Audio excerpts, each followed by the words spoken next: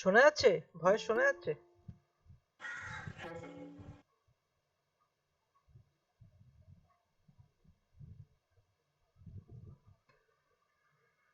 ওকে। নাও তোমাদের তাহলে দুটো তো চ্যাপ্টার কমপ্লিট হয়ে গেল। আর দুটো চ্যাপ্টারের ভিডিও তো আমি তোমাদেরকে দিয়েও দিয়েছি। আর আজকে শুরু করব হচ্ছে ধরো নাম্বার সিস্টেম হয়ে গেছে তোমাদের, এটা 1 নাম্বার হয়ে গেছে। দেন তারপরে আমি কি করালাম? গড় 2 নাম্বার, এটা হয়ে গেছে। আজকে করাবো এই চ্যাপ্টারটা, খুব ইম্পর্টেন্ট চ্যাপ্টার একটা, অনুপাত সমানুপাত। Right.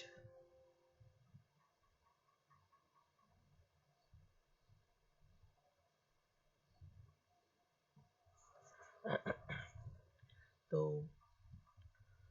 আশা করি বাকিগুলো তাড়াতাড়ি কমপ্লিট করে দিতে পারবো, কারণ তোমাদের অনেকগুলো ধরো লকডাউন ঠিকঠাক কেটে গেলেই অনেকগুলো নোটিফিকেশন ছাড়বে। আর এই চ্যাপ্টারগুলো তোমাদের কাজে লেগে যাবে। হুম, প্রত্যেকটা কোশ্চেন ইম্পর্টেন্ট। আশা করি প্রত্যেকটা কোশ্চেন তোমরা বুঝে প্র্যাকটিস করছো। চলো প্রথম কোশ্চেন নিয়ে স্টার্ট করি। নিজে থেকে করো, তারপরে আমি সলিউশন করাচ্ছি। কোশ্চেনটা পড়ো, পড়ে নিজে থেকে করার চেষ্টা করো। রেশিও প্রপোর্শনের কনসেপ্টগুলো এই কোশ্চেনের মাধ্যমেই আস্তে আস্তে কনসেপ্টটা ক্লিয়ার করো। বলো অ্যান্সার কত?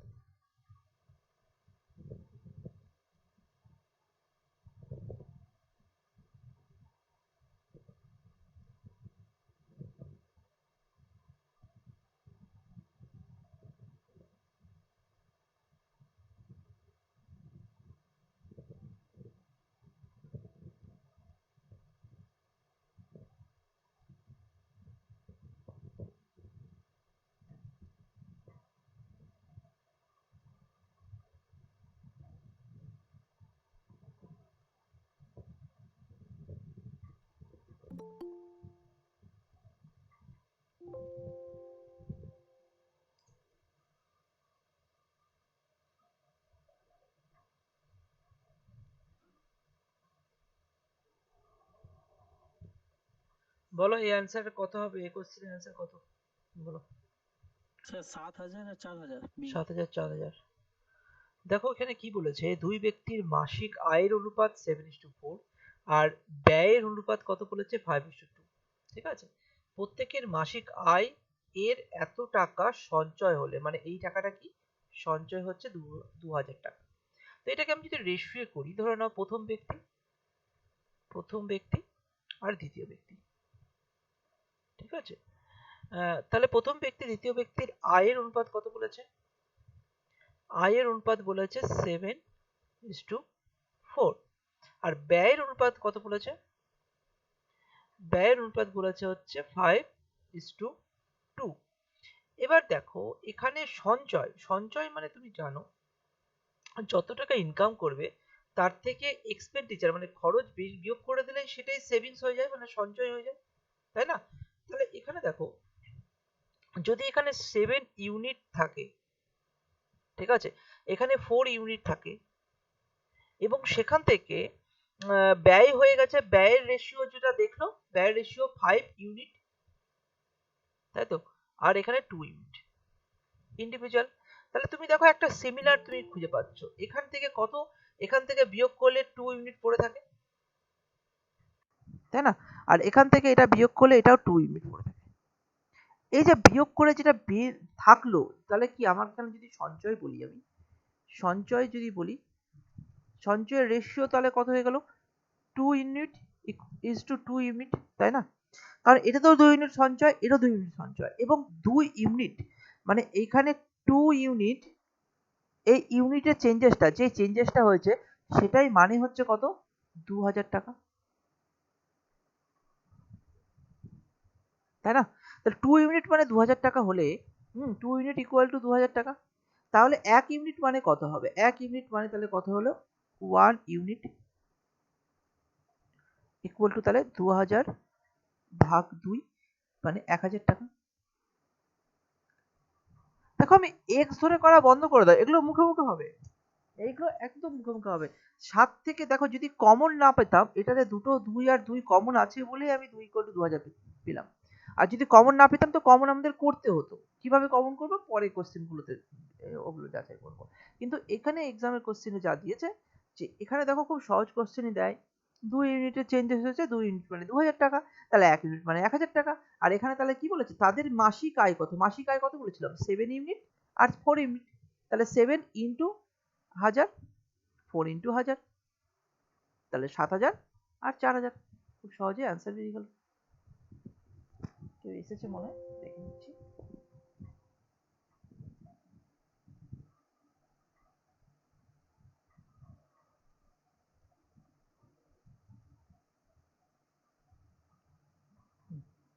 চলো তাহলে প্রথম কোশ্চেনের অ্যান্সার আমাদের কাছে আমরা পেয়ে গেছি। ঠিক আছে, চলো পরের কোশ্চেনে যাই। রেশিও, আচ্ছা রেশিও সম্বন্ধে আরো কয়েকটা কথা আমি এখানে বলে দিই। রেশিও মানেটা কি? যেরকম ধরো এখানে যেটা বললো 7:4 রেশিও, এটাকে বলা হচ্ছে রেশিও, মানে এটা অনুপাতে আছে, তাই তো? 7 এবং 4 এর অনুপাত আছে। অনুপাত মানে হচ্ছে ধরে নাও এ আর বি এর অনুপাত হচ্ছে 7:4। এটাকে এইভাবে লেখা যেত a:b ইকুয়াল টু 7:4, এবং এভাবে a:b ইকুয়াল টু 7:4, এটা মানে হয়ে যায় a/b ইকুয়াল টু 7/4। এটা মানে আবার হয়ে যায় a এর ভ্যালু 7 আর b এর ভ্যালু 4। মানেটা হচ্ছে a এর অনুপাত a যত হারে বাড়বে b ও তত হারেই বাড়বে। মানেটা হচ্ছে যে এদের রেশিও যেমন করে হোক, যোগ বিয়োগ নয় কিন্তু, গুণ আর ভাগের ক্ষেত্রে রেশিও সেমই থাকবে। মানে একে যদি আমি 5 দিয়ে গুণ করি, একেও আমাকে 5 দিয়ে গুণ করতে হবে, কারণ এদের হারের কোনো চেঞ্জ হবে না। তাহলে কি রেশিও করতে গেলে এটা হচ্ছে সব থেকে ক্ষুদ্রতম সংখ্যা যেগুলো আর কাটছে না, এগুলো হচ্ছে একে অপরের কো প্রাইম হয়ে যায়। ঠিক আছে, একে অপরের কো প্রাইম, মানে এটা থেকে আর কাটছে না। তাহলে এইখানে দেখো 5 কেটে আবার 7 আর 4ই থাকতে হবে। তোমাকে যদি এটাকে যদি 10 দিয়ে ভাগ করি তো একেও 10 দিয়ে ভাগ করতে হবে, এবং 10টায় 10টা গুণ হয়ে যদি কাটো তাহলে এটাও কেটে 7 আর 4ই থাকতে হবে। রেশিওতে কোনো চেঞ্জ হওয়া চলবে না, অনুপাত তো অনুপাতই থাকবে। ঠিক আছে, যে আমি এখন দেখো এখানে 7-এর সঙ্গে গুণ করলাম 7000 আসলো আর 4000 আসলো, এদের অনুপাত কত 7:4। তুমি এগুলো না করেও তুমি অপশন টেস্টে করতে পারবে। যেরকম কিরকম ভাবে দেখো, যদি এটাকে যদি একটু মাথা খাটাও, এক্সামে অতটা মাথা খাটানোর সময় থাকে না। আমার এক্সাম থাকলে আমি জানি যে অপশন টেস্ট করে কি হবে, অপশন টেস্ট করলে হয়ে যাবে। দেখো এটা যদি আমি অপশন টেস্ট করি তাহলে কত আসে, এটাকে যদি অপশন টেস্ট করি 2:1 আসবে আসবে, এটাকে যদি অপশন টেস্ট করি 5:2 আসবে। আমার তো আয় আছে 7:4, এটাকে অপশন টেস্ট করলে 7:4 আসবে। তো এটা এই কোশ্চেনের জন্য হলো, তার মানে এই নয় যে প্রত্যেকটা কোশ্চেনের জন্য হবে, কিন্তু এটা একটু মাথায় রেখো। ঠিক আছে, তাহলে এখানে আয়ের, তাদের মাসিক আয় জিজ্ঞাসা করেছে, আয় মানে মাসিক আয়ের অনুপাত যেটা দিয়েছে সেটা, তাহলে অনুপাত তো সেমই থাকতে হবে না, যে তোমার ভ্যালু যাই হোক না। চলো পরের কোশ্চেন করো, এই কোশ্চেনটা করো তুমি।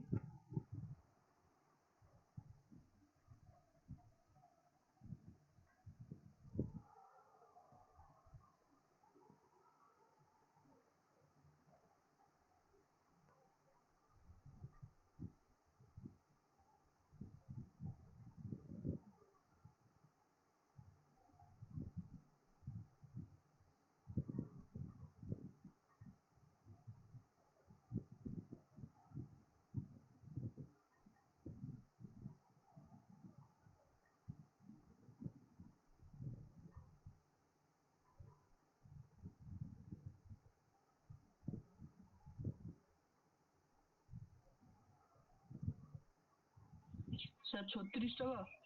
36 হচ্ছে, আচ্ছা দেখছি। দেখো এবার কি বলেছে, দুই শ্রমিকের মজুরির অনুপাত, দুই শ্রমিকের মজুরির অনুপাত এই 4:3। ধরো না দুটি শ্রমিক এ আর বি দুজন আছে। ঠিক আছে, দুটো শ্রমিকের মজুরির অনুপাত, তাহলে মজুরি মানে এখানে ইনকামই হচ্ছে তাদের, তাই তো? তো মজুরির অনুপাত কত বলেছে 4:3। যদি প্রথম জনের মজুরি 9 টাকা কমানো হয়, দ্বিতীয় জনের মজুরি 9 টাকা বাড়ানো হয়, ধরে নাও প্রথম জনের মজুরি 9 টাকা কমানো হয়েছে, তাহলে এটা তো রেশিওতে আছে, রেশিওর সঙ্গে টাকা মিলবে না, মানে এরকম না যে 4 থেকে 9 বিয়োগ করে দেবো, না, এটা ইউনিটে আছে। সেই ইউনিটের রেশিও কত হবে জানি না আমি, 4000 হতে পারে, 3000 হতে পারে। ঠিক আছে, এটা 400 হতে পারে, 300 হতে পারে, 4 লাখ হতে পারে, 3 লাখ হতে পারে, জানি না। তো কি বলেছে, এদের থেকে যদি প্রথম জনের মজুরি 9 টাকা কমানো হয়, দ্বিতীয় জনের মজুরি 9 টাকা বাড়ানো হয়, তবে সেক্ষেত্রে তাদের মজুরি অনুপাত পূর্বাক্ত অনুপাতের বিপরীত হয়। মানে পরে, এটা আগে যদি আমি বলি, এটা পরের রেশিও কি হচ্ছে, পরের রেশিও হচ্ছে 3:4। ঠিক আছে, এবার তুমি একটু একটু যদি লক্ষ্য করো তাহলে ইজিলি বুঝতে পারবে এখান থেকে কত বিয়োগ হয়েছে না, -1 এর রেশিও বিয়োগ হয়েছে। রেশিওতে যাচ্ছে, এগুলো সব ইউনিটের বিয়োগ করছি আমি। ঠিক আছে, এখান থেকে বলুন, এখান থেকে 9 বিয়োগ করছি, তাহলে এটাও ইউনিট। আর এখান থেকে কি হচ্ছে, এখানে +1 ইউনিট হয়েছে। ঠিক আছে, এটাও ইউনিট। তাহলে তুমি এখানে বোঝো যে এখানে -1 ইউনিট হচ্ছে, এখানে +1 হচ্ছে, একটু সমান ইউনিট এদিক ওদিক হয়েছে। এবং এখানে প্রত্যেকটা ক্ষেত্রে বলেছে এখানে কত বিয়োগ করতে বলেছে, এখানে 9 বিয়োগ করতে বলেছে, 9 টাকা বিয়োগ করতে বলেছে। ঠিক আছে, আবার এখানেও 9 টাকা বিয়োগ করতে বলেছে। তাহলে আমি আগে হোক আর পরে হোক, আমি এখান থেকে ইজিলি বুঝতে পারছি যে 1 ইউনিট ইকুয়াল টু 9 টাকা। ঠিক আছে, তাহলে এবার ওদের কোশ্চেন অনুযায়ী ওদের কোশ্চেন অনুযায়ী যদি যায় যে এখানে বলেছে যে সেক্ষেত্রে তাদের মজুরি অনুপাত পূর্বাক্ত অনুপাতের বিপরীত হয়। তো প্রথম জনের মজুরি কত, তো প্রথম জনের মজুরি অবভিয়াসলি মজুরি যেটা ফার্স্টে ছিল সেটাই জিজ্ঞাসা করেছে। এটা তো জাস্ট যদি কমন হয়, যদি দুজনের শ্রমিকের মজুরি অনুপাত যেটা আছে, তো এইখানেই প্রথম জনের মজুরিটা জিজ্ঞাসা করেছে। তো প্রথম জনের মজুরি কত, 4 ইউনিট। 4 ইউনিট, 1 ইউনিট মানে 9 টাকা, তাহলে 4 ইউনিট মানে কত হবে, 9 ইন্টু 4, 36 টাকা। ঠিক আছে, দেখো এখানে একটা জিনিস তোমাদেরকে আমি বোঝানোর চেষ্টা করি যে তুমি এক্স ধরে আমি করছি না, এক্স ধরে করতে পারো, কোনো অসুবিধা নেই। এক্সটা দেখ কেন ধরছি না, এক্স ধরে করলে তোমার একটু বড় হয়ে যায় কোশ্চেন গুলো। ঠিক আছে, যে এরকম ধরো আগে ছিল 4 ছিল, তো 4x ধরলাম, একটা নিলাম 3x, তাহলে সমীকরণটা এরকম হচ্ছে যে 4x বাই 3x। তো 4x এর থেকে ক টাকা কমন হয়েছে, -9 টাকা, আর 3x এর সঙ্গে +9 টাকা করে তাদের নতুন রেশিও হলো 3/4। এবং সেখান থেকেও তুমি যদি x এর ভ্যালু বের করো 9 টাকায় আসবে। মিলিয়ে দেখে নাও, এখানে 9 যদি আসে, 4 নং 36 মাইনাস 9, আর 3 নং 27 প্লাস 9, তো ওইভাবে তোমার কাছে অ্যান্সার 27 36 3:4 চলে আসে। তাহলে x এর ভ্যালু 9ই আসবে। আমি বলছি যে এটা আমি x ধরে করতে চাইছি না, x ধরে করতে গেলে অনেক সময় শিখিয়ে রাখলাম, x ধরেও করা যায়, সবকিছু x ধরে করা যায়, কিন্তু x কথাটাই এমন হয়ে গেছে আমাদের মধ্যে স্কুল লাইফ থেকে যে x ধরলো মানে এটা বিশাল বড় অঙ্ক। তো তুমি x ব্যাপারটাকে একটু অ্যাভয়েড করে চলো, x জিনিসটাকে অ্যাভয়েড করে তুমি যদি এইভাবে ভাবো যে দুটো সংখ্যা আছে তাদের রেশিও 4:3 আছে, তাকে চেঞ্জ হয়ে গেল 3:4 কেন, একটা রেশিও 9 টাকা কমেছে, একটা রেশিও 9 টাকা বেড়েছে, এটার চেঞ্জ হচ্ছে 1 ইউনিট, এটাও 1 ইউনিট, তাহলে দুটোই 1 ইউনিট, দুটোই 9 টাকা 9 টাকা, তাহলে 1 ইউনিট মানে 9 টাকা, 9 টাকা কমেছে বলে এটা 3 হয়ে গেছে, তাহলে 4 ইউনিট মানে 36 এর জন্য, ও সরি এখানে হ্যাঁ প্রথম শ্রমিক চাইছে, তাহলে এই জন্য প্রথম শ্রমিক এটাই প্রথম ছিল, এটাই ফার্স্ট ছিল, আর এটা সেকেন্ড ছিল, তাহলে এই হিসাবে 36 হয়ে যাবে অ্যান্সার। ঠিক আছে, তাহলে এটাই হয়ে গেল অ্যান্সার। ওকে, পরে কোশ্চেন যাই। খুব ইম্পর্টেন্ট কোশ্চেন, খুব ইম্পর্টেন্ট কোশ্চেন, এক্সামে আসবে বলে দিলাম। করো দেখি কোশ্চেনটা।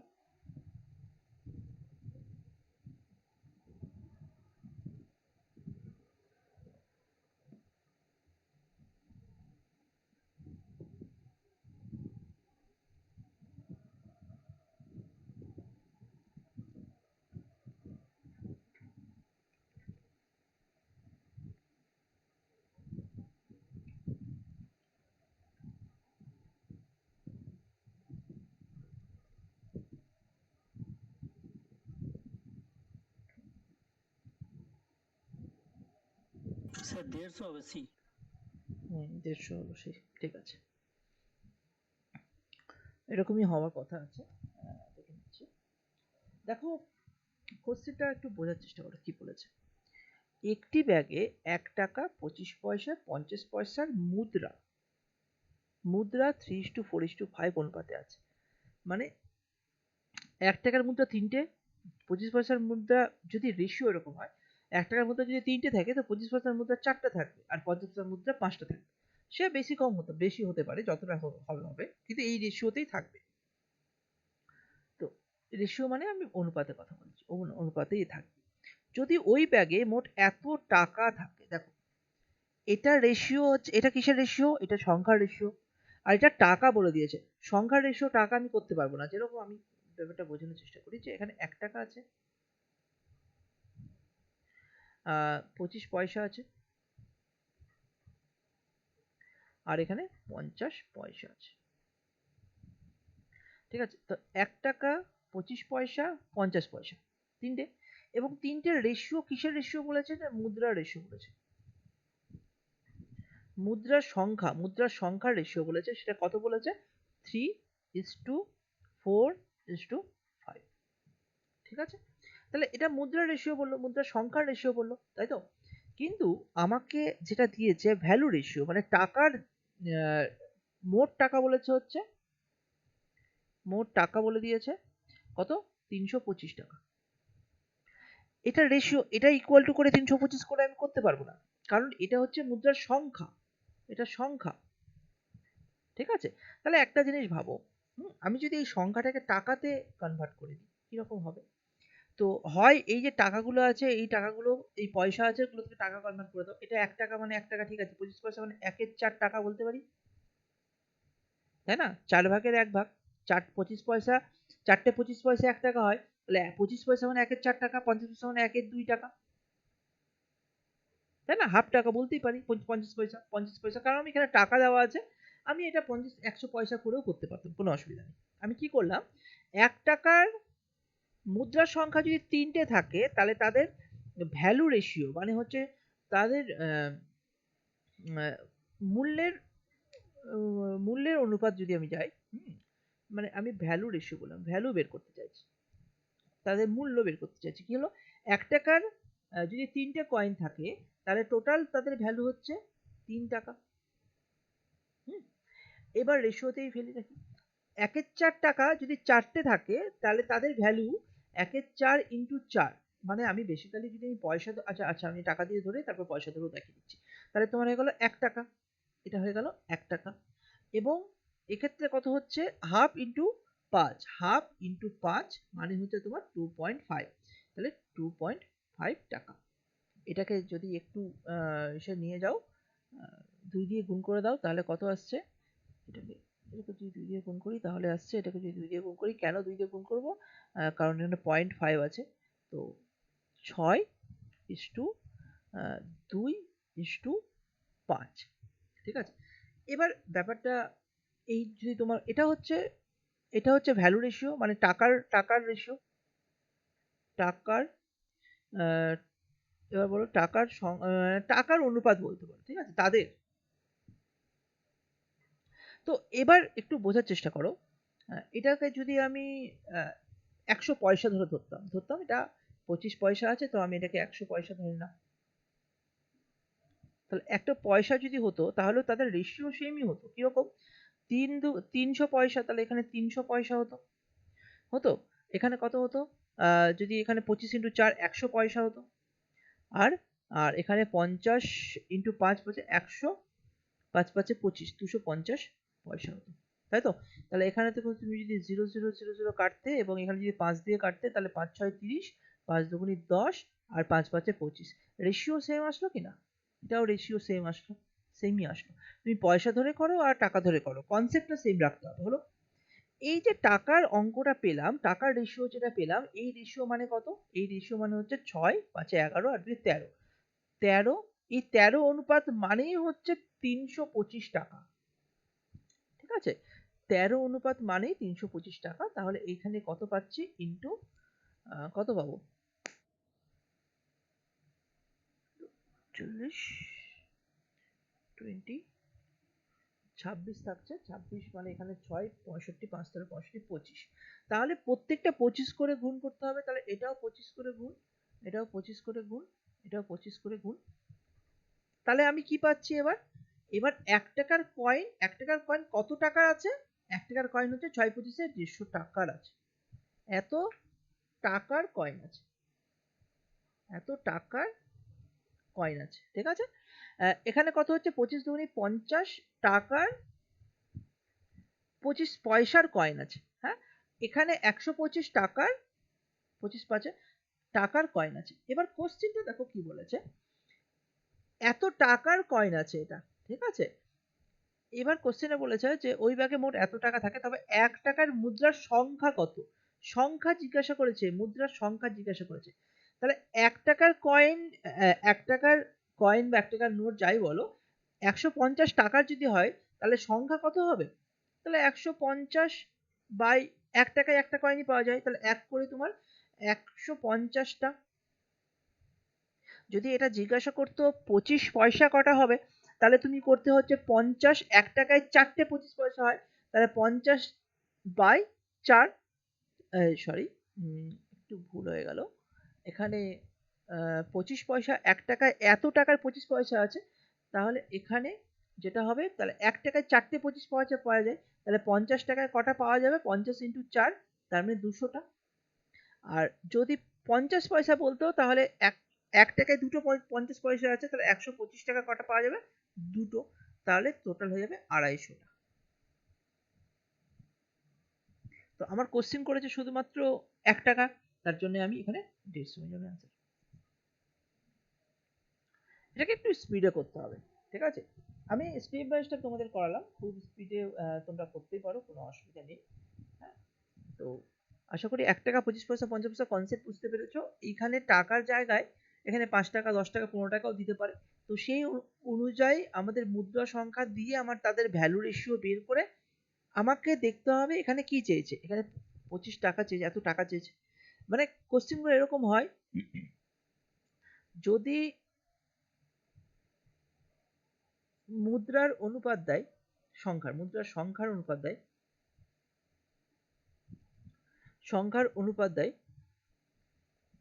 মুদ্রার সংখ্যার অনুপাত ধরো দিল, ঠিক আছে, তাহলে আমাদের মোট টাকা বলবে। আবার যদি উল্টোটা করে, ধরো এখানে টাকার রেশিও দিয়ে দিল, মানে কোশ্চেনটা এরকম হতে পারে যে এখানে তোমাদের টাকার রেশিও দিয়ে দিল 1 টাকা ₹1, তারপরে 25p আর 50p, ঠিক আছে।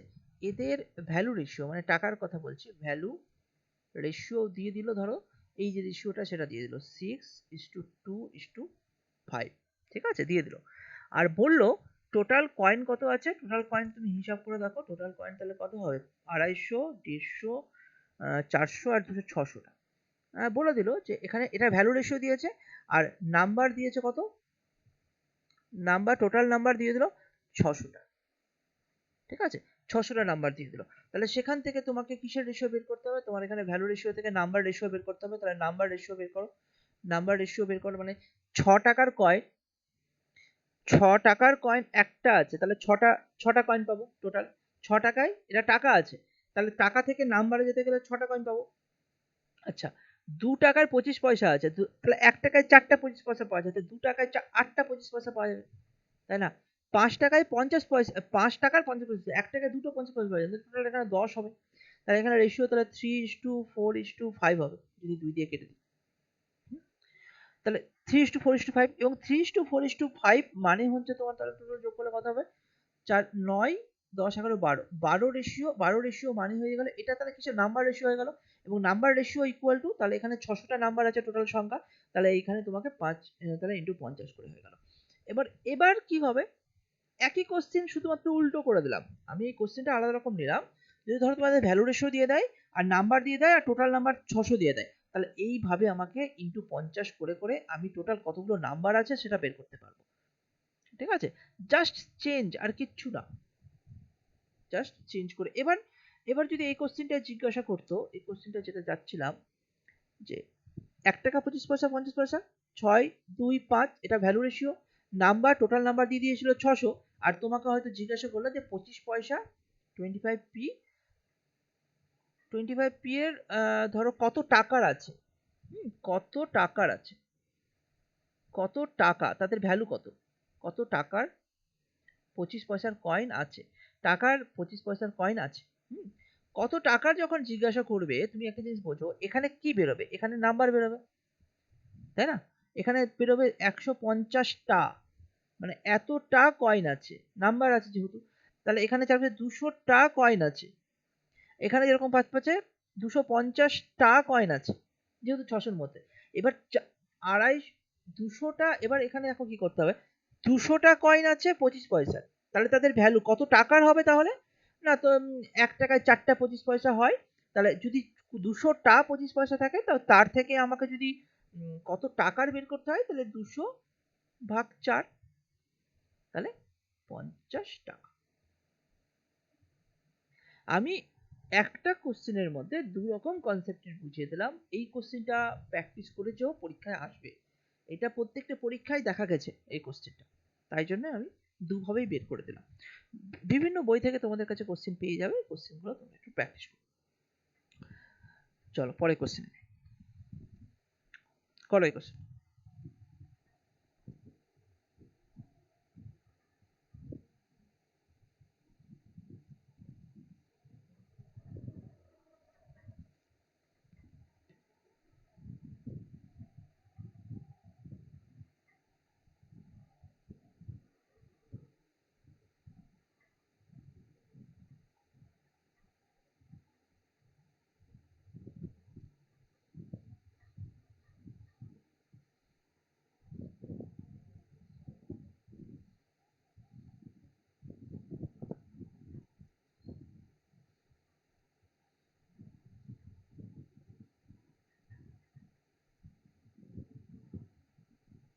Option A. অপশন এ আসছে। আচ্ছা, চলো দেখি কিভাবে কি করা যায়। কোনো একটি যৌথ ব্যবসায় এ বি সি এত টাকা লাভ করলো, একসঙ্গে শুরু করেছে। যদি এ ও বি এর মূলধনের অনুপাত 5:2 হয় আর বি আর সি এর মূলধনের অনুপাত 3:2 হয়, তাহলে তাদের লাভের কত হবে? দেখো, একটা জিনিস একটু মনে রাখবে, এখানে কি বলেছে, লাভের রেশিও বলেছে আর এখানে মূলধনের রেশিও বলেছে। মাথায় রাখবে যে যত টাকা ইনভেস্ট করবে তার লাভ সেই অনুপাতেই হবে। অনুপাতটা লাভের অনুপাত আর মূলধনের অনুপাত সমান হয়, ঠিক আছে? কোনো ব্যবসাতে, কোনো যৌথ ব্যবসায় যখন একত্রে ব্যবসা শুরু করেছে, তাদের যার যত মূলধন, মূলধনের রেশিও আর লাভের রেশিও সমান হয়, এটা মাথায় রাখবে। আমি লিখে দিচ্ছি, মূলধনের অনুপাত, অনুপাত কিন্তু টাকা না, মূলধনের আর লাভ টাকা হয় না, অনুপাত, অনুপাতটা আর লাভের অনুপাত সমান হয়, ঠিক আছে? কিভাবে করব? তাহলে আমাকে বের করতে হবে এ বি আর সি। দেখো এ আর বি এর মূলধন অনুপাত কত বলেছে? 5:2। আর বি আর সি এর মূলধন অনুপাত কত বলেছে? 3:2। ঠিক আছে? তাহলে এই অনুপাতগুলোকে আমাকে, যখন এই অনুপাতগুলোকে আমাকে কি করতে হবে? সমান করতে হবে। কিভাবে কি সমান করতে পারবো? প্রথম কথা, আমার এখানে কমন প্যাটার্ন হচ্ছে বিটা। তো বিটাকে দেখো, একটা 2 আছে একটা 3 আছে, আমাকে তো সমান করতে হবে। তাহলে আমি কি করব? ধরে নাও এটাকে যদি আমি 3 দিয়ে গুণ করে দিই আর একে যদি আমি 2 দিয়ে গুণ করি, তাহলে কত আসবে? 6 চলে আসবে।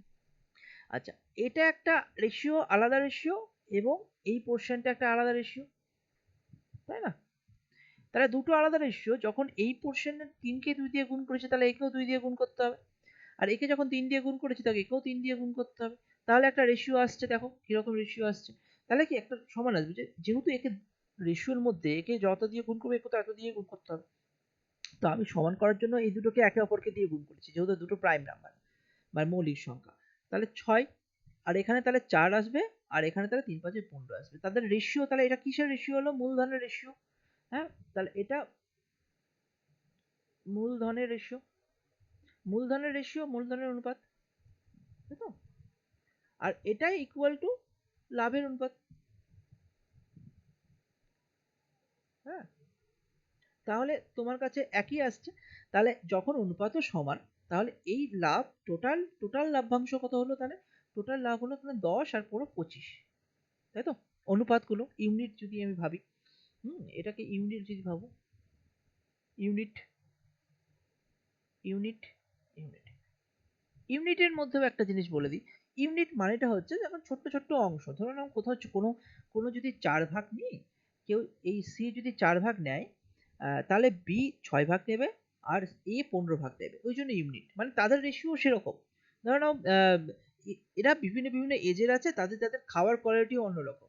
কেউ এ দিনে 4টা আম খেতে পারছে, তো ওর রেশিও অনুযায়ী এর ক্ষমতা, বি এর ক্ষমতা হচ্ছে 6টা আম দিনে খেতে পারবে, আর এর ক্ষমতা 15টা আম দিনে খেতে পারবে। তার মানে ওই ভাবে এই অনুপাতটা তৈরি করা। ঠিক আছে, তাহলে এখানে টোটাল যদি হয় তাহলে 25 ইউনিট। 25 ইউনিট ইকুয়াল টু কত বলেছে টোটাল? 3500। তাহলে 253500 কত দিয়ে গুণ হচ্ছে? 4 দিয়ে ভাগ করো, 4 32, 4 32, তাই তো এরকমই কিছু হচ্ছে আই থিঙ্ক। ভাগ করেই দিই, 3500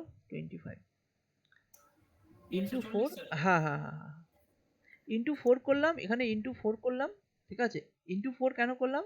25 ইন্টু 4 করলে 100 আসছে, তাই না? আর 100 আসতে তো কেটে যাচ্ছে, 35 দুগুণি 70 দুগুণি 40, তার মানে এখানে 140। তো 140, তাহলে এবার প্রত্যেকটা সংখ্যাকে আমি 140 দিয়ে গুণ করে দেবো। তো প্রত্যেকটা সংখ্যাকে 140 দিয়ে গুণ করতে গেলে কি করতে হবে? এখানেও 140, এখানেও 140, এখানেও 140। এবার আমার কি চেয়েছে? এ এর লাভের কত পাবে? এ কত পাবে তাহলে? 15কে 140 দিয়ে গুণ করলে কত হয়? 15, 15 125, এই 225, আর তা থেকে 15 বাদ দিলে হচ্ছে 210, আর আরেকটা শূন্য, অ্যান্সার। তাহলে কেন করলাম দেখো, 15 ইন্টু এইভাবে গুণ করতে বলেছে তো। তাহলে আমি কিন্তু এটাকে আবার 15 ইন্টু 14 গুণ করবো না, এটা একটু মাথা খাটিয়ে দাও, এরকম করা যেতে পারে। 15কে 2 দিয়ে গুণ করলে কত হয়? আর এটাকে 2 দিয়ে ভাগ যদি করো, মানে এটা ছোট ছোট জিনিস, এগুলো মাইন্ডে ক্যালকুলেট করা যায়। এটাকে 2 দিয়ে গুণ করলাম, আর এটাকে 2 দিয়ে ভাগ করে দিলাম। তাহলে 2 দিয়ে গুণ করলে কত আসবে? এটা 30 আসলো। আর এটাকে 2 দিয়ে ভাগ করলে কত হবে? 70 আসলো। তাহলে দুটো শূন্য পেয়ে গেলাম, 2100, খুব সহজে পেয়ে গেলাম। ঠিক আছে, তাহলে এইভাবে জিনিসগুলো একটু ক্যালকুলেশন গুলো তোমাদের করতে হবে। ওকে, চলো এই কোশ্চেন অ্যান্সার হয়ে গেছে, পরে কোশ্চেনে যাই। করো এই কোশ্চেনটা।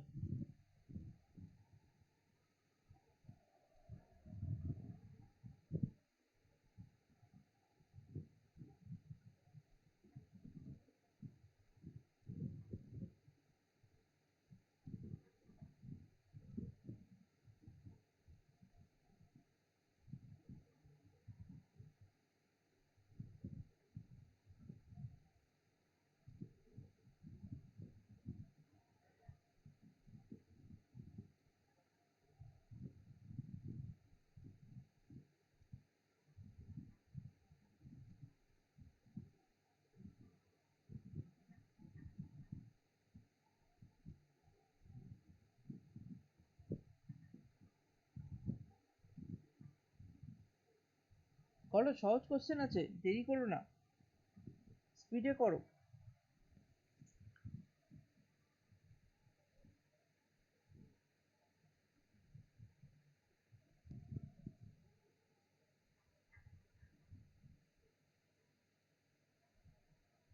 দুষ্ট ও 88 জন পরীক্ষার্থীর মধ্যে উত্তীর্ণ অনুত্তীর্ণ অনুপাত 11:21, তাই তো? আচ্ছা, 288 এতজন পুরো পরীক্ষার্থী, উত্তীর্ণ মানে তোমার পাস করেছে কত? পাস করেছে 11 অনুপাতে, আর ফেল করেছে কত? 21 অনুপাতে। এদের রেশিও আছে 11:21। তাহলে এবার যদি তুমি এটাকে একটু যোগ করো, অনুপাতগুলো যোগ করো, তাহলে কত আসছে? 32। 32 অনুপাত মানে কত? 32 অনুপাত মানে 288 জন। তাহলে এটা ইন্টু ইন্টু কত হচ্ছে? 9 হচ্ছে। হুম, আচ্ছা, তাহলে এটাকে 9 দিয়ে গুণ, এটাকে 9 দিয়ে গুণ, তাহলে মোট সংখ্যা তুমি পেয়ে যাচ্ছ 9 11 99 জন। আর এখানে 9 একে 9, 9 দুগুণে 18, 189 জন। ঠিক আছে, এত জনে পরিণত হলো। এটা পাস সংখ্যা, এটা পাস, এটা ফেল। ঠিক আছে, বলেছে এখানে তোমাদের একটা জায়গায় কেন হচ্ছে না আমি বলে দিচ্ছি। যদি আরো 3জন ছাত্র উত্তীর্ণ হতো, 3জন ছাত্র উত্তীর্ণ হতো, মানে এখানে কি করলে? +3 করলে, আর এখানে তো -3 করতে হবে, তাই না? কারণ 3জন ছাত্র যে উত্তীর্ণ করলাম, তাহলে তো এরকম না যে আমি সংখ্যা বাড়িয়ে দিয়েছি, এখানে আরো 3 যোগ করে দিয়েছি তো 3জনই পাস করে গেছে, সেটা তো নয়। যারা ফেল করেছে তার থেকে 3জন উত্তীর্ণ হয়েছে, তাহলে ফেলের যে সংখ্যা সেটা 3 কমে যাবে, আর যে পাসের সংখ্যা 3 বেড়ে যাবে, তাহলে 3 বাড়লে কত হয়? 102, আর এইখানে 3 কমলে কত হবে 186। এটা কি কত দিয়ে কাটছে? 3 দিয়ে কাটবে না, 3 তিরিকে 9, 3 চারে 12, আর 3 6 18, 3 দুগুণে 6 62, আবার 2 দিয়ে কাটবে, 17 দুগুণে 34, 2 দিয়ে কাটলে 31, তাহলে 17:31। তাহলে এখানে বলেছে যে সেক্ষেত্রে উত্তীর্ণ অনুত্তীর্ণ পরীক্ষার নতুন অনুপাত কত? তাহলে এইটা কত? নতুন অনুপাত, তাই তো? তাহলে এক্ষেত্রে তাহলে অ্যান্সার হয়ে গেল 17:31। এই জায়গাটাই তোমাদের রেশিও হয়তো মিলছে না, +3 আর -3 হয়তো করনি, তো এই জায়গাটা একটু ভাবনা চিন্তা করে নেবে। আশা করি কনসেপ্টটা বুঝতে পেরেছো। এই কোশ্চেনটা খুব সহজ ছিল। পরে কোশ্চেন করো এই কোশ্চেন।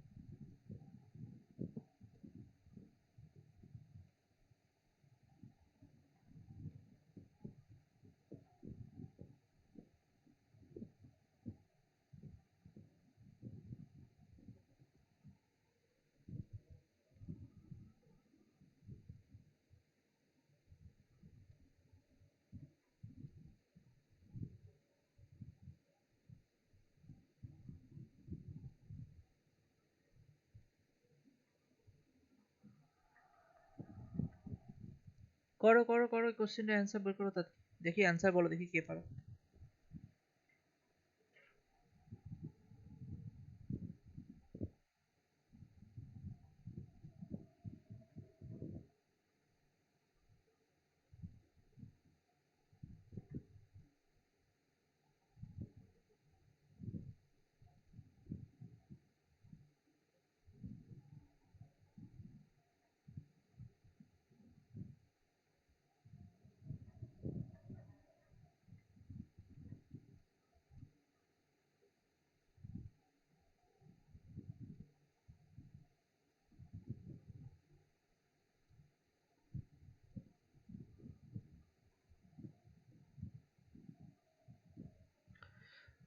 দেখো বলছি, আমার কথা শোনা যাচ্ছে? হ্যালো? ওকে ওকে। দেখো কি বলেছে, 2 প্রকার চা 5:3 অনুপাতে মিশ্রিত করা হলো। ঠিক আছে? 2 প্রকার চা এত অনুপাতে মিশ্রিত করা হলো, মানে এটা ধরো একটা প্রকার, এটা আলাদা একটা প্রকার, এবং ওই প্রকারগুলোকে, এটা ধরো প্রথম প্রকার বলেছে, তাহলে এটা ধরো ফার্স্ট, হ্যাঁ এটা সেকেন্ড, তো এই ফার্স্ট সেকেন্ড, তাহলে এই প্রকার মিশ্রিত চা করা হলো। প্রথম প্রকার চায়ের ক্রয় মূল্য 240 টাকা প্রতি কেজি, দ্বিতীয় প্রকার চায়ের ক্রয় মূল্য 360 টাকা প্রতি কেজি। মিশ্রণের প্রতি কেজি কত টাকা করে বিক্রি করলে শতকরা 20% বা এত টাকা লাভ হবে? শতকরা 20% মানে 20, শতকরা 20 টাকা লাভ হবে মানে 20% লাভ হবে। বোঝাচ্ছি ব্যাপারটা। আচ্ছা, ধরে নিই এই যে এখানে রেশিও আছে, তো 5:, এটা এটা যদি এরকম দেয় প্রথম, আর এখানে দ্বিতীয়, তো প্রথম আর দ্বিতীয় 5:3, তাই তো? তো আমি ধরে নিলাম এটা কেজিতেও করতে পারি, গ্রামেও করতে পারি। এটা যেহেতু কেজিতে আছে, আমি ধরে নিই এটা 5 কেজি, এটা 3 কেজি, ধরতেই পারি, আমার কোনো অসুবিধা নেই।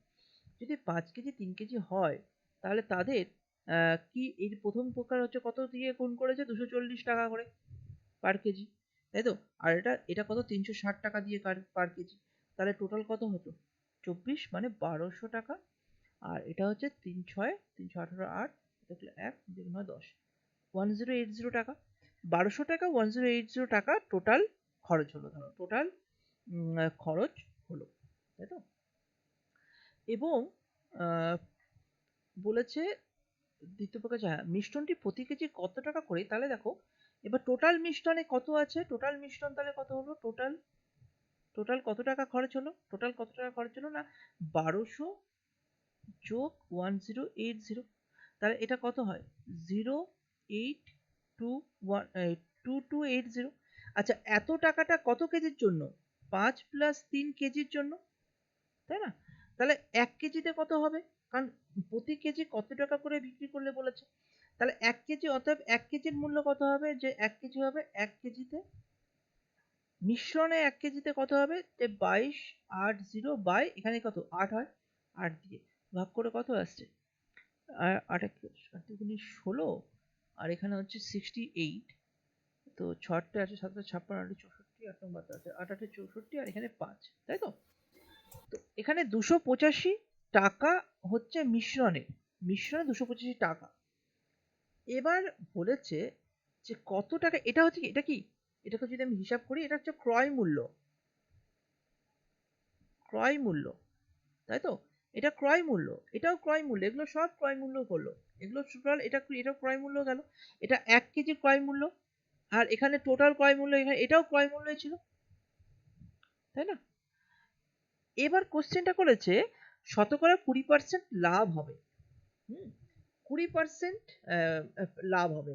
20% বলতে 100 টাকা 20 টাকা লাভ হবে, লাভ হবে। তারপরে 100 টাকা বিক্রয় মূল্য কত হবে? 100 প্লাস 20, 120 এত টাকা। আচ্ছা, ব্যাপারটা কি হয় যখন শতকরা করবো তখন কনসেপ্টটা বুঝতে পারবে, এখনই বুঝিয়ে দিই কিছুটা। এই সংখ্যাটা তাহলে যদি 100% হয়, এটা যদি 100% হয়, তাহলে আমাকে, এটা যদি 100% হয় তাহলে আমাকে 120% বের করতে হবে, সেটাই অ্যান্সার। তো এই সংখ্যাটা 100%, ঠিক আছে, এই জিনিসটা বোঝো। তাহলে 285 ইকুয়াল টু 100%, তাই তো? একটু ডিপ নি। তাহলে এবার এটা তো আমি এইখান থেকে কিছু কিছু জিনিস আসতে পারবো, কি কি জিনিস আসতে পারবো? তাহলে আমি যদি এইটা বলি 228.5 ইকুয়াল টু 10% বলা যায়, হ্যাঁ? তাহলে 20% মানে কত হবে? তাহলে এটাকে 2 দিয়ে গুণ করে দেবো, এটাকে 2 দিয়ে গুণ করলে কি 28 দুগুণি 28 16, মানে তোমার 56, 56 আর 57, 57, তাই না? তাহলে 20% মানে হচ্ছে 57। তাহলে এর সঙ্গে এটা তো 100% আছেই, তাহলে 120% তাহলে কত হবে? 285 প্লাস 57 ইকুয়াল টু 100 প্লাস 20%, তাই না? তাহলে তুমি এটার অ্যান্সার বের করো, দেখো এখানে অ্যান্সারটা তোমার বেরিয়ে যাচ্ছে। তাহলে এটার অ্যান্সার কত বেরোচ্ছে? যোগ করে দাও, যোগ করলে 7 8 সাথে 12 2 হাতে থাকলো 1, 8 6 14 4 হাতে থাকলো 1, 342 আছে, হ্যাঁ, অপশন ডি হচ্ছে 342 টাকা পার কেজি। এটা হচ্ছে কি বিক্রয় মূল্য, তাই তো? বিক্রয় মূল্য, বিক্রয় মূল্য ওটাই চেয়েছে, বিক্রি করলে এত পার্সেন্ট লাভ হবে, বিক্রয় মূল্য মানে এটা যদি ক্রয় মূল্য হয়, এই পোর্শনটা যদি ক্রয় মূল্য হয়,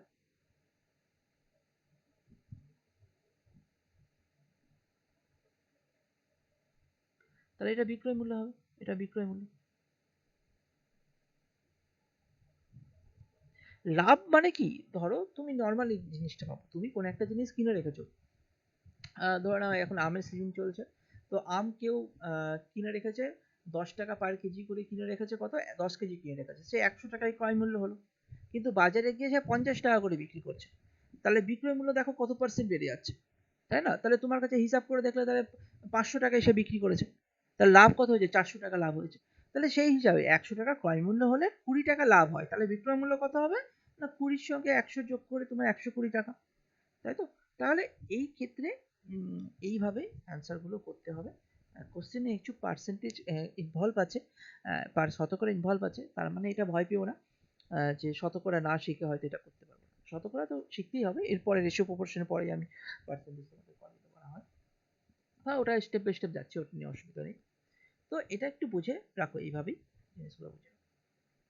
আশা করি বুঝতে পেরেছো। আচ্ছা, এখানে এই প্রসিডিওরটা অ্যাপ্লাই করো, না হলে কি হয় বলতো, এই যে কাটাকুটি করতে অনেকটা প্রবলেম হয়ে যাবে। হ্যাঁ, এটা হয়তো খুব তাড়াতাড়ি হয়ে যাবে, যে এখানে যদি তোমাকে বলতো যে 25% লাভ হয়, তাহলে এখানে 5% কত সহজে বের করতো, 10% এত হলে 5% এরও হাফ। এই ক্যালকুলেশন করতে প্রথম প্রথম একটু অসুবিধা মনে হলো, পরে কিন্তু এটা সুবিধা মনে হবে, ঠিক আছে? চলো এই কোশ্চেনটা হয়ে গেছে, পরে কোশ্চেন যাই। করো দেখি এই কোশ্চেনটা।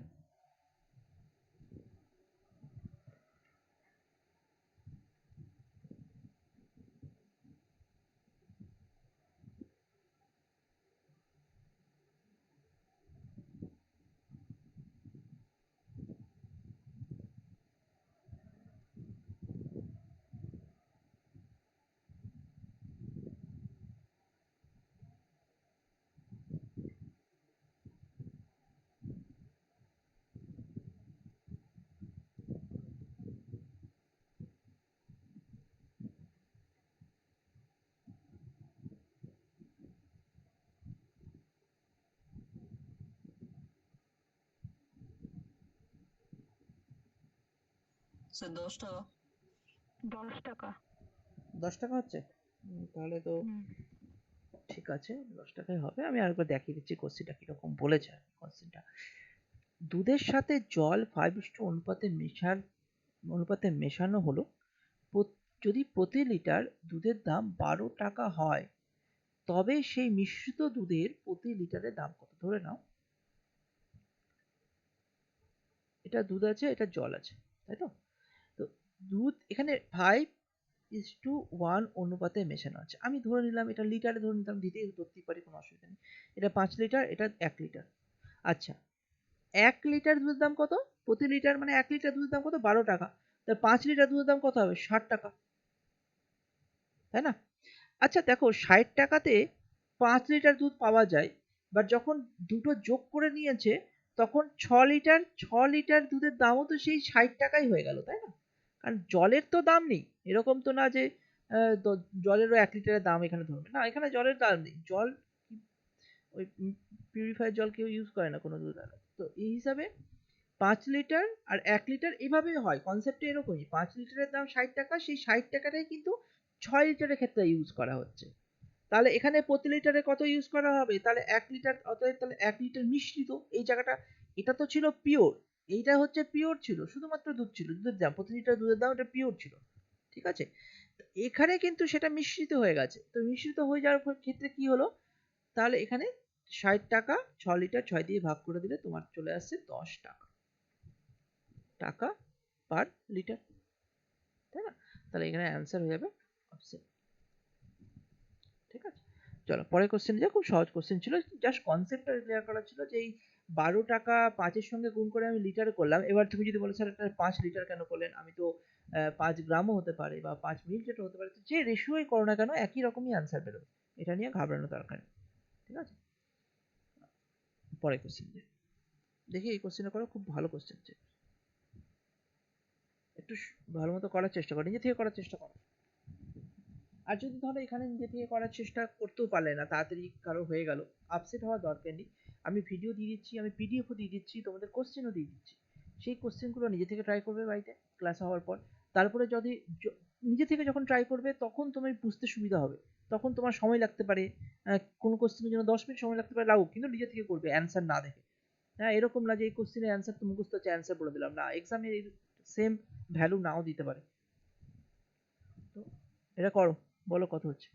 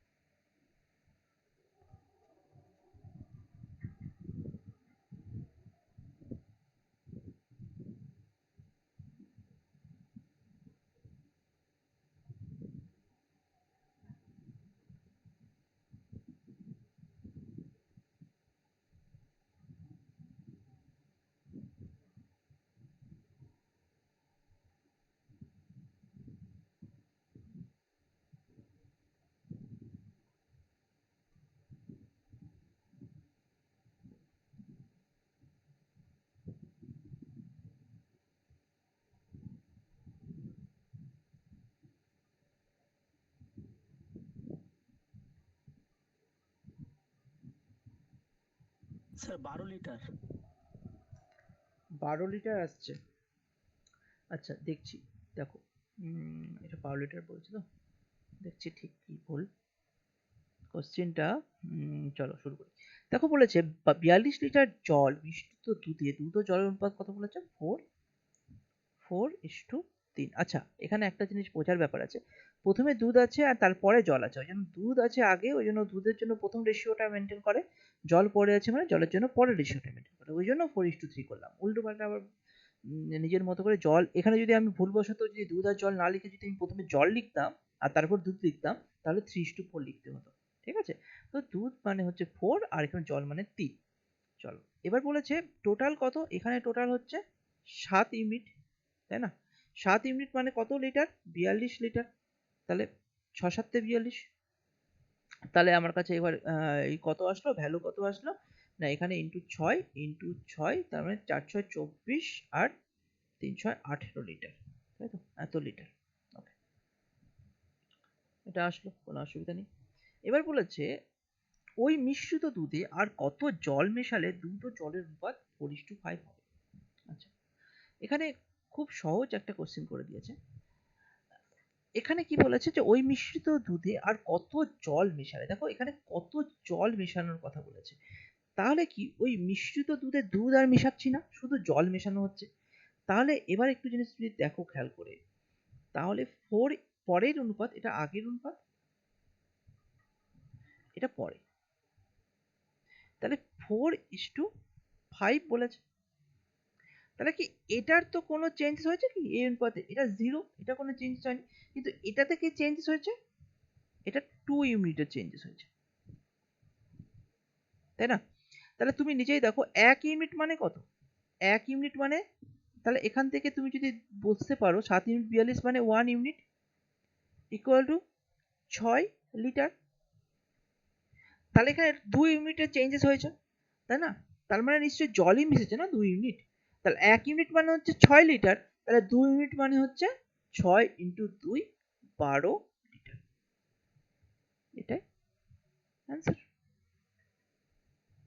ঠিক আছে, এই এই রকম ভাবে অঙ্ক করার প্র্যাকটিস যদি করো, তাহলে তোমাদের দেখো কোনো ফর্মুলা আমি ইউজ করছি না, ফর্মুলা দরকারও নেই, ভুলে যাও কোনো ফর্মুলা যদি থাকে। এক্স এরও ইউজ করছি না, জাস্ট কিছু রেশিওর চেঞ্জেস গুলো হয়ে যোগ বিয়োগ, কিছু যোগ বিয়োগ, কোথায় যোগ হচ্ছে কোথায় বিয়োগ হচ্ছে এবং কত যোগ হচ্ছে, এই জিনিসগুলো যদি একটু ভালো মতো করে অ্যানালাইসিস করো, তাহলে কোশ্চেনগুলো কোনো কিছু মনেই হবে না তোমাদের। ঠিক আছে, আচ্ছা তোমার যদি মনে হয় যে না আমি এক্স ধরে করবো, তো এক্স ধরে করা যাবে, এক্স ধরে করা যাবে। কিন্তু এইভাবে একটু তাড়াতাড়ি হবে। এক্স-রে করতে গেলে কি করতে হবে? দেখো 42 লিটার মিশ্রিত যে দুধের জলের মধ্যে, তাহলে এখানে এখানে তো তুমি বের করে নিলে 24 আর 18 তুমি বের করে নিলে। হ্যাঁ, 24 লিটার আর 18 লিটার। এটা হচ্ছে ফার্স্ট হচ্ছে মিল্ক আর এটা হচ্ছে তার একটা ওয়াটার। তো এবার কত জল মিশালে দুধের জলের অনুপাত 4:5 হবে? তাহলে তাহলে 24 এর সঙ্গে কিছু মেশানোর দরকার নেই। কিন্তু এই যে 18 ছিল, 18 এর সঙ্গে ধরলাম 1 লিটার জল মেশাতে হবে এবং জল মিশিয়ে তাহলে কত হলো 4/5। তাহলে এইখান থেকে যদি আমি এক্স এর ভ্যালু বের করে নিই, তাহলে আমার অ্যান্সার হয়ে যাবে, এখান থেকে এক্স এর ভ্যালু কত লিটার বেরিয়ে যাবে। কারণ এখানে লিটার লিটার আর এখানে তোমার রেশিওতে চলে এসছে। এখানেও হবে, এটাও হবে, কিন্তু এইখানেও তোমার খুব সহজেই ইজিলি তুমি বুঝতে পারবে। আমি বেশি করে লিখলাম তাই, তুমি যখন নিচে থেকে করবে দেখবে অনেক সহজেই তুমি বুঝতে পারবে। চলো পরে কোশ্চেন।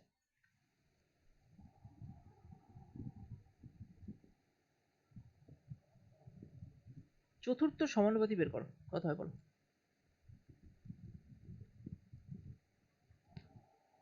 স্যার এটা এলিগেশন নিয়মে করতে হবে? অ্যালিগেশন না, এটা চতুর্থ সমানুপাতি, এটা হচ্ছে ধরো আহ, প্রথম সমানুপাতি, হ্যাঁ,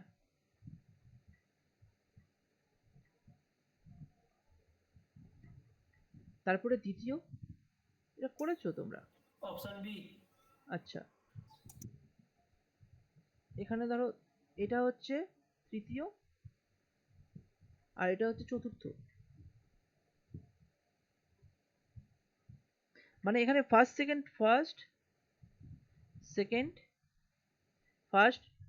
such that third is to fourth, তাই তো? তাহলে এইটার ব্যাপারটা কি হয়, এটার ব্যাপারটা হয় এরকম, যদি আমি এখানে এটাকে এ ধরি, এটা যদি বি ধরি, এটা যদি সি ধরি, এটা যদি ডি ধরি, তাহলে এখানে হয় হচ্ছে a by B equal to C by D. তাহলে যেটা যেটা সমানুপাতিক বলেছে, আমি চতুর্থ সমানুপাতিক তৃতীয় সমানুপাতিক বলে দিয়েছে, তো তৃতীয় সমানুপাতিক কত বললে, অপশন কত বললে? 21.6. আচ্ছা, অপশন বি। ওকে, তাহলে এবার দেখো এখানে a এর ভ্যালু বলে দিয়েছে 9.6, হ্যাঁ, বি এর ভ্যালু বলে দিয়েছে 7.2, হ্যাঁ, এটা তিন, টি এর ভ্যালু 28.8, আর এটা আমাকে বের করতে হবে। তো এটাকে তুমি এক্স ধরে নিতে পারো, যা ধরে নিতে পারো, এটা কিছুই রাখতে হবে না। তাহলে ইকুয়াল টু, আমি যদি চতুর্থ সমানুপাতি বের করি, মানে এই পোর্শনটা যদি বের করতে চাই, তাহলে এটাকে এই সামনে নিয়ে চলে আসলাম, তাহলে 96 নিচে চলে আসলো, হ্যাঁ, ক্রসে গুণ করে দিলাম, তাহলে এই কোশ্চেনটা মানে চতুর্থ সমানুপাতি,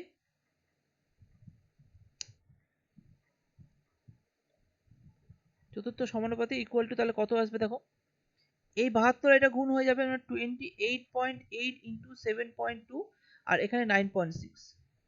এবার এখানে ক্যালকুলেশন করো, যা হবে সেটাই answer.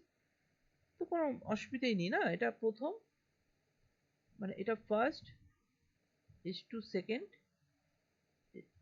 Third is to fourth. তাহলে এখানে যেটা যেটা বলবে সেই জায়গাগুলো আমি অ্যাপ্লাই করব, চলে আসবে, কোনো সহজ ব্যাপার আছে। যদি যদি এখানে চতুর্থ বলে দিতে এবং তৃতীয় সমানুপাতি বের করতে, তাহলে তুমি এই জায়গাটা ফাঁকা রেখে দিতে এবং এটার মান বের করতে।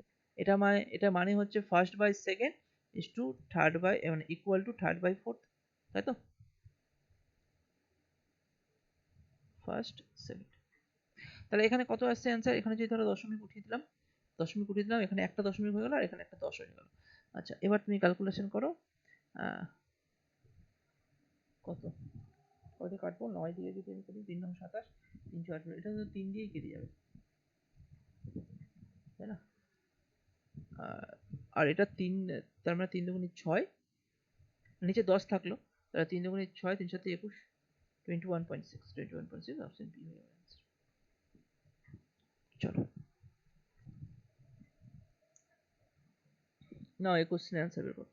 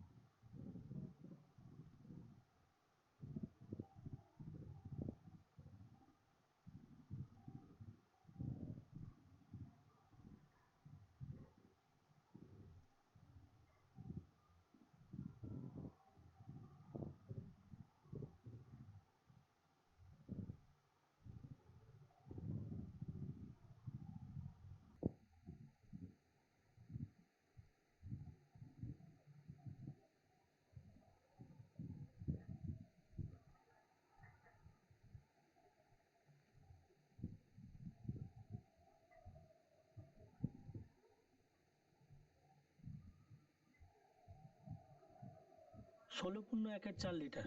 16.1 লিটার। আচ্ছা, দেখো, স্যার অপশন এ হচ্ছে স্যার। হ্যাঁ, 65 লিটার জল মিশ্রিত দুধে দ্রুত জলের পরিমাণের অনুপাত 10:3। তাহলে আহ, এখানে যদি মিল্ক অ্যান্ড ওয়াটারে যদি যায়, তাহলে 10:3, তাহলে এই টোটাল হচ্ছে 13 ইউনিট, আর এই টোটাল হচ্ছে 65 লিটার, তাহলে টোটাল হচ্ছে 5 13 65, মানে 5 লিটার করে, ঠিক আছে। ওই মিশ্রণে আর কত লিটার জল মেশালে দ্রুত জলের পরিমাণ অনুপাত এই 5 হবে। তাহলে এটা আমি একটু ওই এক্স ধরেই করে নিচ্ছি, তাহলে আই থিঙ্ক, তাহলে এখানে এখানে তাহলে 5, এটা 50 লিটার আসছে, আর এটা 3 5 15 লিটার আসছে, ঠিক আছে। তাহলে এখানে বলছে ওই মিশ্রণে কত লিটার জল মেশাতে হবে, তাহলে দুধের কোনো চেঞ্জেস নেই, হ্যাঁ, দুধের তো মিল্কের কোনো চেঞ্জেস নেই, তাহলে আমি লিখে নিলাম 50 লিটার বাই 15 লিটার, তার সঙ্গে ধরলাম আরো x লিটার জল মেশাতে হবে, তাহলে মিশিয়ে আমার এখানে রেশিও কত হবে, 8/5, ঠিক আছে। আমি এটা একটু সহজেই করানোর চেষ্টা করলাম, তাহলে এইখানে কত আসবে, এটাকে গুণ করে দাও, 5 5 25, 250 ইকুয়াল টু, তাহলে কত হচ্ছে এখানে, 3 4 12, 120, 120 প্লাস 8x, তাহলে অতএব 8xটা যদি 8x equal to 250 minus 120 equal to 130, আর x মানে হচ্ছে 130 বাই 8, কত হচ্ছে তাহলে 8 কে 8 হয়ে গেল। এখানে তোমার আছে 28 বলছি, সরি 8, আর এখানে তোমার 550, তার মানে 8 দিয়ে 6 48, 1/8, তাহলে 1/8 কেটে গেলে কি হবে 16.1/4, এটা অ্যান্সার। তাহলে এত লিটার জল মেশাতে হবে। তাহলে এখানে কত সহজে এই অ্যান্সার বেরিয়ে গেল। আচ্ছা, এটা যদি আমি রেশিও দিয়ে করতে চাই তাহলে কি হতো? যদি আমি এটা রেশিও দিয়ে করতে যেতাম তাহলে কি হতো? পরের রেশিও কত বলেছে? 8:5 বলেছে, তাই তো? এবার দেখো এই যে রেশিওটা হয়েছে সেই রেশিওতে এখানে কোশ্চেনটা করছি, হ্যাঁ, এটা একটু বোঝার ব্যাপার আছে। এখানে মিল্ক আর এখানে ওয়াটার। এখানে দেখো এখানে মিল্ক আছে 10, এখানে আছে 8 অনুপাতে, ঠিক আছে? আমি কিন্তু এটা, যেহেতু মিল্কের কোনো চেঞ্জ হয়নি, জলের চেঞ্জ হয়েছে, তাহলে মিল্কটাকে সেম রাখতে হবে। তাহলে এদের আমি যদি করতে চাই, এলসিএম করতে চাই, তাহলে কত হচ্ছে 40 হচ্ছে, 8 5 আর 40 মিলে যাচ্ছে। তাহলে এখানে মিল্ক 40, এখানেও 40, তাহলে এখানে 40 করতে কি এখানে আমি 4 দিয়ে গুণ করতে হচ্ছে, তাহলে এখানেও আমাকে 4 দিয়ে গুণ করতে হবে। আর 40 করতে কি এখানে 5 দিয়ে গুণ করতে হচ্ছে, এখানে আমাকে 5 দিয়ে গুণ করতে হবে। তাহলে এখানে ওয়াটার কত হয়ে গেল? তাহলে এখানে 40 যদি রেশিও হয়, তাহলে এই রেশিও অনুযায়ী ওয়াটার হয়ে গেল 3 4 12, আর এখানে 40 রেশিও হলে এই অনুযায়ী 3 5 15, ঠিক আছে? আচ্ছা, তাহলে এবার দেখো কত ইউনিট চেঞ্জ হয়েছে, ইউনিট কত চেঞ্জ হয়েছে? 3 ইউনিটে চেঞ্জ হয়েছে, 3 ইউনিটে চেঞ্জ হয়েছে। আর এখানে তো 0, কারণ মিল্কের তো কোনো চেঞ্জ পড়েনি, 3 ইউনিট। তাহলে আমি এখানে এখানে আমাকে বের করতে হবে এই অনুযায়ী। এই রেশিওতে তখন কিন্তু আর ভাববে না যে 1 ইউনিট মানে 5 লিটার, না, এটা এই রেশিওর জন্য 1 ইউনিট মানে 5 লিটার। এই রেশিওর জন্য এখানে টোটাল কটা ইউনিট হচ্ছে? 40 আর 12 যোগ করে আসছে, কোথায় করি, 40 আর 12 যোগ করে হচ্ছে 52, 52 ইউনিট মানে হচ্ছে 65 লিটার, ঠিক আছে? তাহলে 3 ইউনিট মানে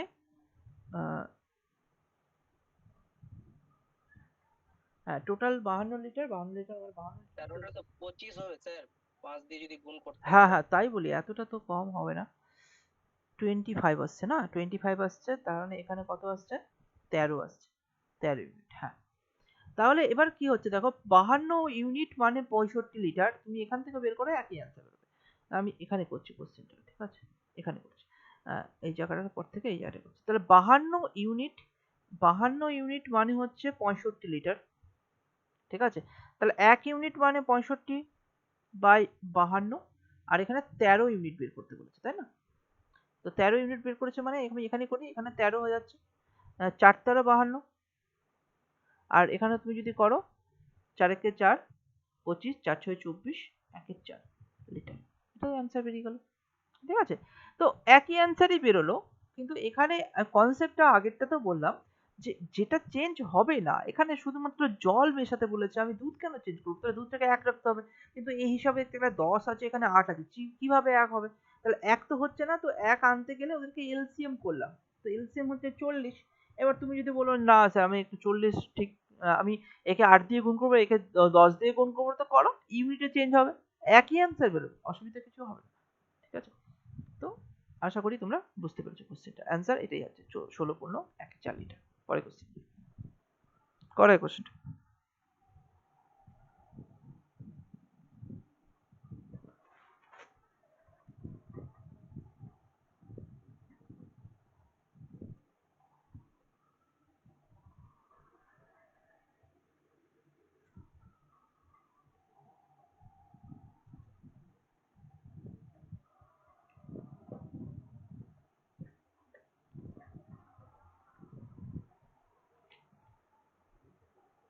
Eight is to 7. আচ্ছা, 8:7, তাই তো? বাকিটা বলো কি বলেছে, স্যার বি হচ্ছে আনসার। বি আসছে, Sir, 8 is to 7. একই আসছে। চলো, 8:7 যেটা বলেছে, 49 জন ছাত্র বিশিষ্ট একটি শ্রেণীতে বালিকা ও বালকের অনুপাত 4:3। তাহলে খুব সহজ হয়ে গেল, এখানে বালিকা ফার্স্টে দিয়েছে, হ্যাঁ, এই জায়গাটা একটু কনফিউজ হয়ে যায় অনেক সময়। এক্সামে তাড়াহুড়োতে কি হতে হবে, বালিকা বালক বলেছে, বালক বালিকা তুমি করে দিয়েছো, তখন কিন্তু তো একটু পড়তে ধীরে সুস্থে পড়তে হবে, তাড়াহুড়া করলে হবে না। তাহলে বালিকা ও বালকের রেশিও 4:3 বলেছে, এবং সেই রেশিওর অনুপাত হচ্ছে 7 ইউনিট।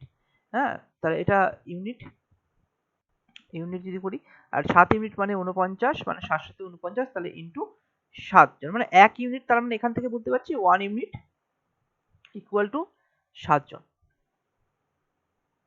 ওকে, এবার তাহলে সে অনুপাত হলে কত হতো, 4 7 28, মানে ইন্টু 7 করলাম, আর ইন্টু 7 করলাম, 3 7 21, যোগ করলে 49 আসছে, স্বাভাবিক। যদি 4 জন বালিকা শ্রেণী ছেড়ে চলে যায়, তাহলে বালিকা ও বালকের অনুপাত কত হবে, তাহলে -4 করে দাও এখানে, তাহলে -4 করে 24 আর 21। তাহলে এবার তুমি এটা কত দিয়ে কাটবে, 3 দিয়ে কাটো, 3 দিয়ে কাটলে হয়ে যাবে 3 3 8 24 আর 3 7 21, আর তো কাটবে না, তাহলে 8:7, অ্যান্সার হয়ে গেল 8:7। এখানে কেন বলছি, এই বালিকা বালকে অনেক সময় ভুল হয়। হ্যাঁ, আমরা বালক বালিকা পড়ে আসি, বালিকা বালক দিয়েছে, এই জন্য এটাই একটু চেঞ্জ করেছি। পিএসসি ফুডে এসেছিল, প্রত্যেকটা পরীক্ষায় আসা কোশ্চেন গুলি নিয়ে এসেছে, এত সহজ কোশ্চেন আসে এক্সামে, অত ভয় পাওয়ার দরকার নেই। ঠিক আছে, মানে এরকম দরকার নেই যে ফুডের এসআই এসআই হচ্ছে মানে বিশাল বড় পরীক্ষা হবে, অত কোশ্চেন সহজই আসে, জাস্ট একটু ছোট ছোট কনসেপ্ট তোমাদেরকে ক্লিয়ার করতে হবে। তোমরা সবাই মাধ্যমিক পর্যন্ত ঠিকঠাক করেই এসছো, তার বাইরে কোশ্চেন আসে না। শর্টেই করতে হবে, আশা করি এটা অ্যান্সার বুঝে গেছো। পরের কোশ্চেন করো দেখি, এই কোশ্চেনটা তোমাদের অ্যাভারেজে করেছি কিন্তু এজ রিলেটেড প্রবলেমগুলো।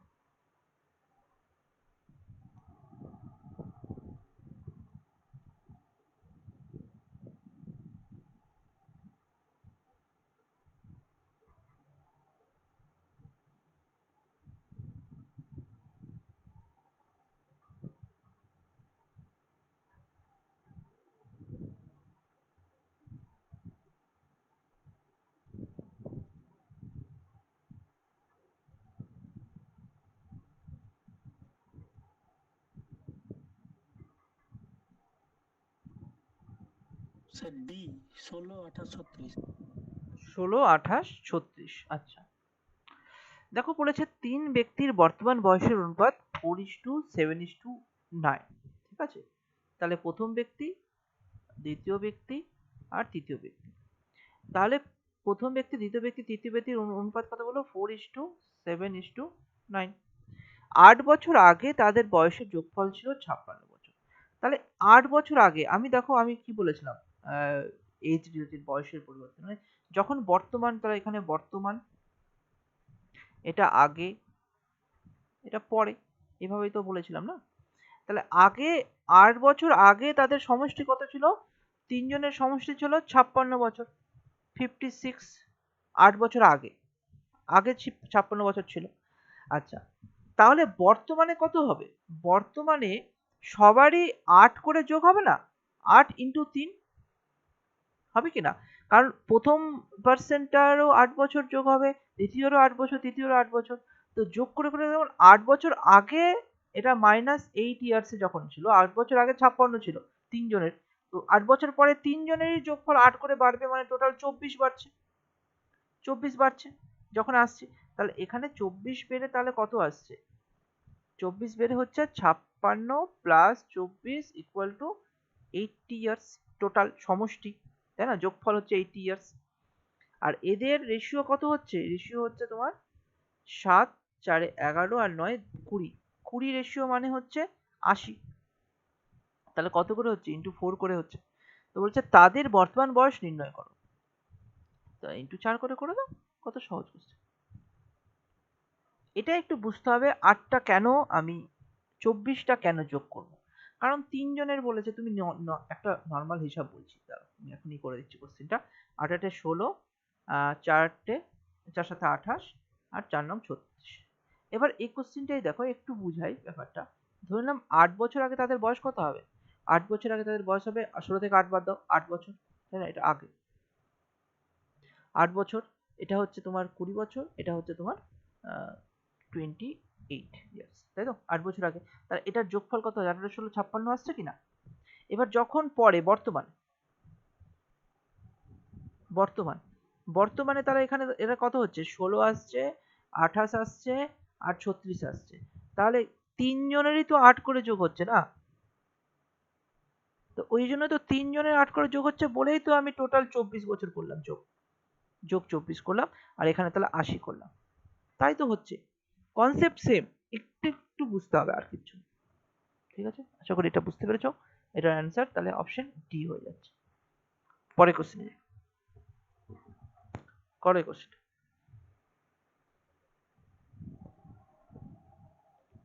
এক্সামে যে সবগুলোই 2 সেকেন্ড, তোমার 10 সেকেন্ড 15 সেকেন্ডে অ্যান্সার হয়ে যাবে তার কোনো মানে হয় না। এক্সামে কিছু কিছু কোশ্চেন থাকবে যেটা একটু বড় সময় নিয়ে নেবে তোমাদেরকে, হয়তো সোজা ক্যালকুলেশন অনেকটা সময় নিয়ে নেবে। এক্সামটা অ্যাটেন্ড মানে বেশি প্র্যাকটিস করার মানেটা হচ্ছে সেটাই, যে কোন কোশ্চেন তুমি আগে অ্যাটেন্ড করবে আর কোন কোশ্চেনগুলো তুমি স্কিপ করবে একদম সবার শেষে করার জন্য। যদি এক্সাম শুরুতে যে অঙ্ক আসছে সামনে, সেটাই সামনে তুমি ফার্স্ট থেকে করা শুরু করলে, তাহলে তোমার কাছে টাইম ম্যানেজমেন্টটা ভুল হয়ে যাবে। টাইম ম্যানেজমেন্ট করতে গেলে তোমাকে বেশি করে প্র্যাকটিস করতে হবে। তুমি নিজে বুঝতে পারবে যে তোমার ক্ষেত্রে কোনটা কঠিন, তোমার ক্ষেত্রে কোনটা সহজ। ঠিক আছে, সহজ জিনিসগুলো আগে করতে হয়। চলো পরে কোশ্চেন করো, এই কোশ্চেনটা করো।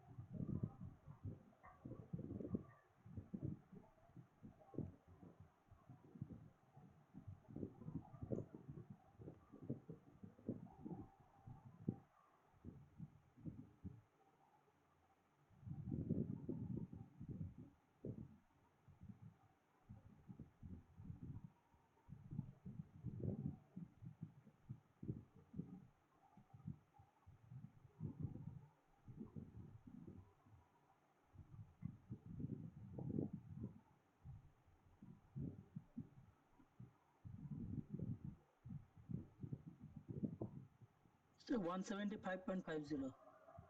175.50।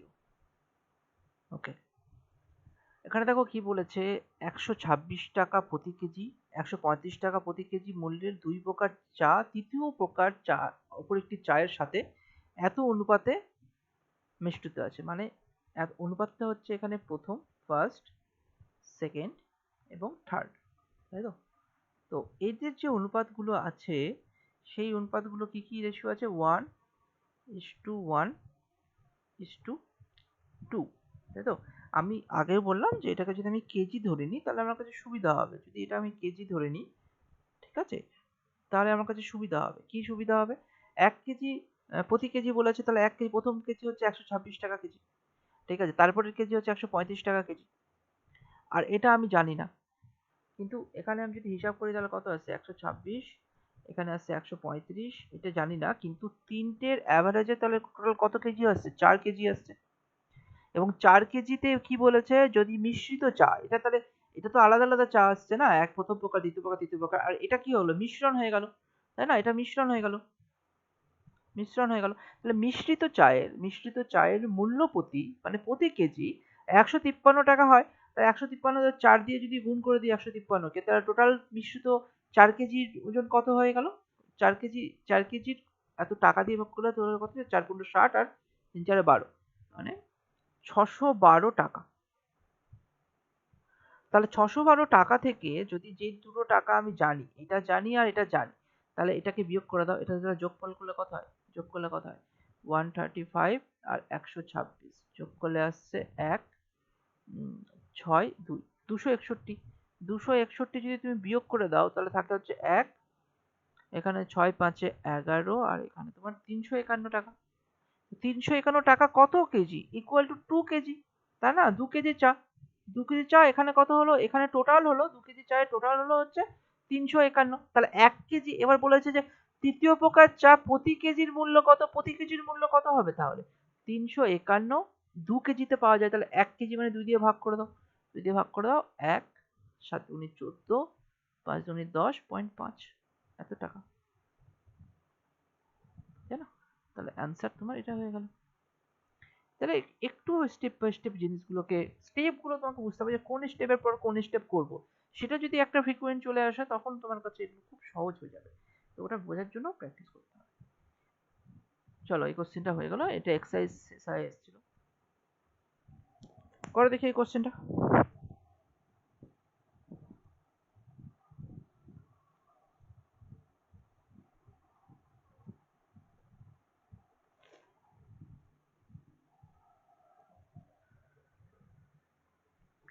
A is to B is to C. A is to B বলে দিয়েছে 3:4, আর B is to C আলাদা আগে বের করে নাও। B is to C বলে দিয়েছে 3/4 is to 4/3। তাহলে এটাকে যদি ঠিকঠাক রেশিওতে নিয়ে আসি তাহলে কি করব, এই 3 আর 3 গুণ করে উপরে নিয়ে চলে আসবো 9, আর 4 গুণ করে 16। তাহলে B is to C তাহলে 16 আসছে, তাহলে এখানে আসছে 9 is to 16। Option D sir. Option D আসছে। তাহলে এবার আমাকে যেটা করতে হবে যে এই রেশিওগুলোকে সমান করতে হবে। তো কিভাবে সমান করব, এখানে 9 আছে এখানে 4 আছে, বিটা সমান আছে, তাই তো বি আর তাহলে এটাকে তুমি 9 দিয়ে গুণ করো, এটাকে তুমি 4 দিয়ে গুণ করো। তাহলে এটাকে কত হবে, এটাকেও 9 দিয়ে গুণ করতে হবে, এটাকেও তুমি 4 দিয়ে গুণ করতে হবে। তাহলে এখানে 3 ইন্টু, দেখো এখানে অনেক রকম ব্যাপার আছে।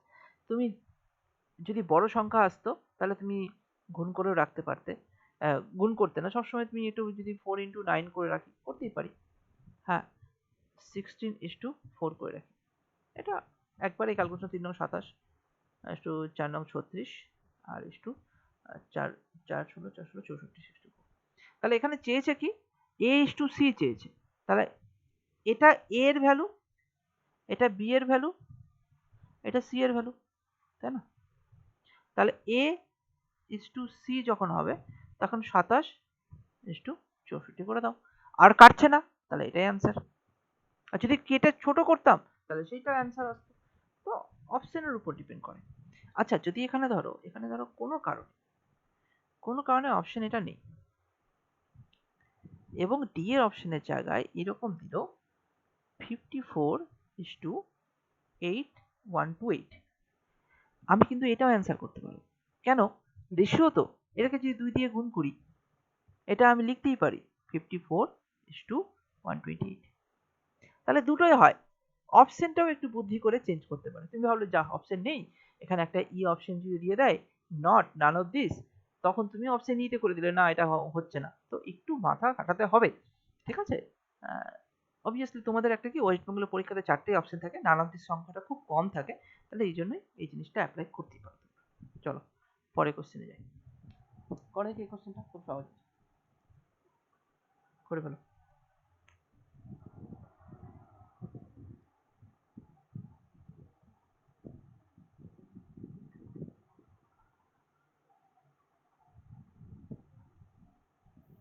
Option C. অপশন সি বেরোচ্ছে, আচ্ছা দেখছি।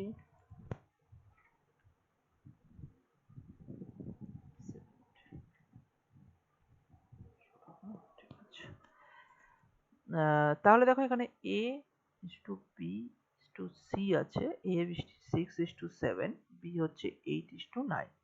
তাহলে নর্মাল হিসাব,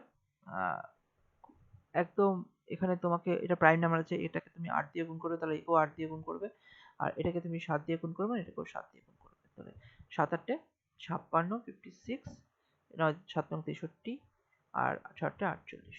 তাহলে অপশন সি হয়ে যাবে অ্যান্সার। ঠিক আছে, করো পরে কোশ্চেন।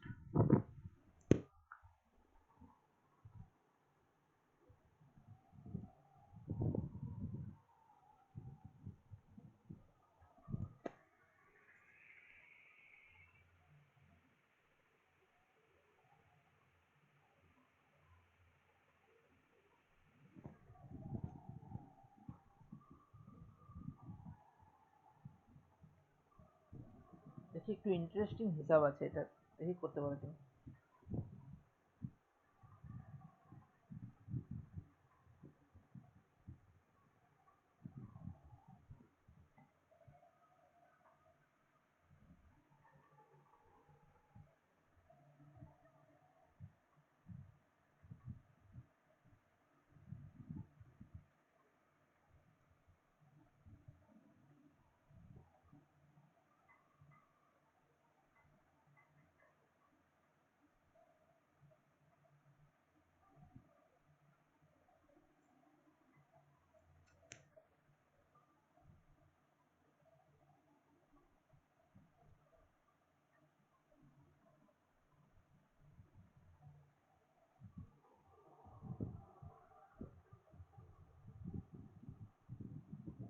আসছে না?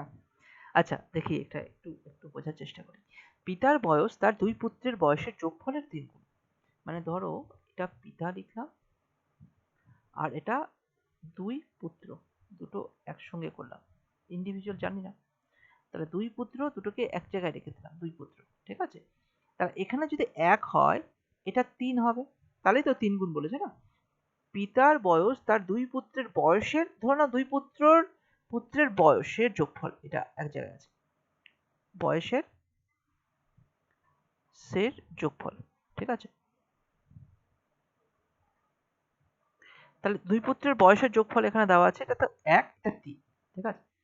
20 বছর পর পিতার বয়স দুই পুত্রের বয়সের যোগফলের সমান। আচ্ছা, তো এটাকে ধরো তোমরা এক্স হিসাবেই আমি ধরি, তাহলে সুবিধা হবে। তাহলে এটা 3x ধরলাম, এটা 1x ধরলাম, মানে এক্স 1x মানে এক্স, যাই হোক। তো বললো 20 বছর পর তাদের দুজনের মানে এই দিক আর এই দিক সমান হয়ে যাবে। তাহলে এই দিকটা কত হবে 20 বছর পর? 3x প্লাস 20, তাই না? আর এই দিকটা কত হবে? x প্লাস কত হবে বলো? দুই পুত্র আছে না, তাহলে x প্লাস 40। কেন? দুটো পুত্র আছে তো, দুজনেরই তো 20 করে বাড়বে, তাহলে এখানে x প্লাস 40 হয়ে যাবে। তো সেক্ষেত্রে অ্যান্সার করো 2x equal to 20, x equal to 10। তাহলে পিতার বর্তমান বয়স 3, 3 মানে 30। বুঝতে পেরেছো? এখানে ব্যাপারটা মেন যে জায়গাটা সেটা হচ্ছে এই 40টা ধরাটা, ঠিক আছে। এই 40 ধরাটাই হচ্ছে মেন জায়গা, কারণ এখানে দুই পুত্র আছে, তাই না? দুই পুত্র আছে, টু সন, তাহলে এখানে 20 প্লাস 20 দুজন হবে। তাহলে আশা করি এটার x এর ভ্যালু 10 বেরিয়ে গেছে, তার মানে এখানে x 3x মানে 30 আর 1x মানে 10, তাহলে আমার 30 এটাই অ্যান্সার, পিতার বয়স বর্তমান বয়স। ঠিক আছে, কোশ্চেনটা ভালো কোশ্চেন আছে। চলো পরের কোশ্চেন নিতে, করো এই কোশ্চেন।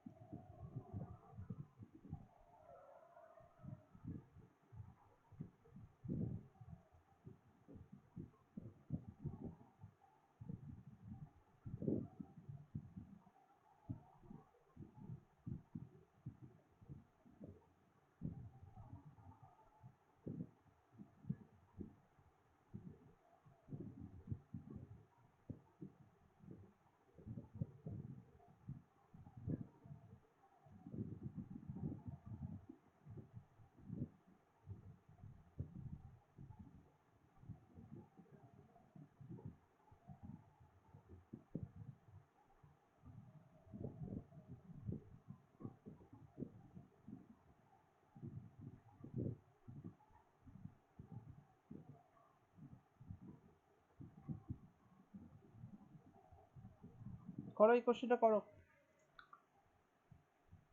টোটাল এই চ্যাপ্টারে 38টা কোশ্চেন আছে, 17 নাম্বার চলছে।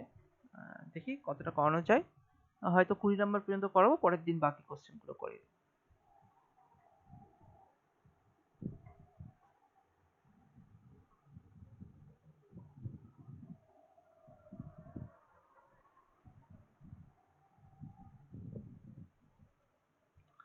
বলেছে অজয় বয়সে বিজয়ের থেকে যতটা ছোট, বিজয়ের থেকে ছোট, তাহলে বিজয় উপরে আছে, বিজয়ের থেকে অজয় যতটা ছোট এবং তরুণের থেকে বয়সে ততটা বড়, এবং বলেছে যখন কার কথা বলা হচ্ছে না, অজয়ের কথাই বলা হচ্ছে, ঠিক আছে, অজয়ের কথা বলা হচ্ছে। এবং বলতে অজয়ের সঙ্গে তরুণের কথা বলা হচ্ছে, এবং, ঠিক আছে। তাহলে অজয় তরুণের থেকে তত বড়, তাহলে অজয় তরুণ তাহলে নিচে চলে আসছে, তাই তো।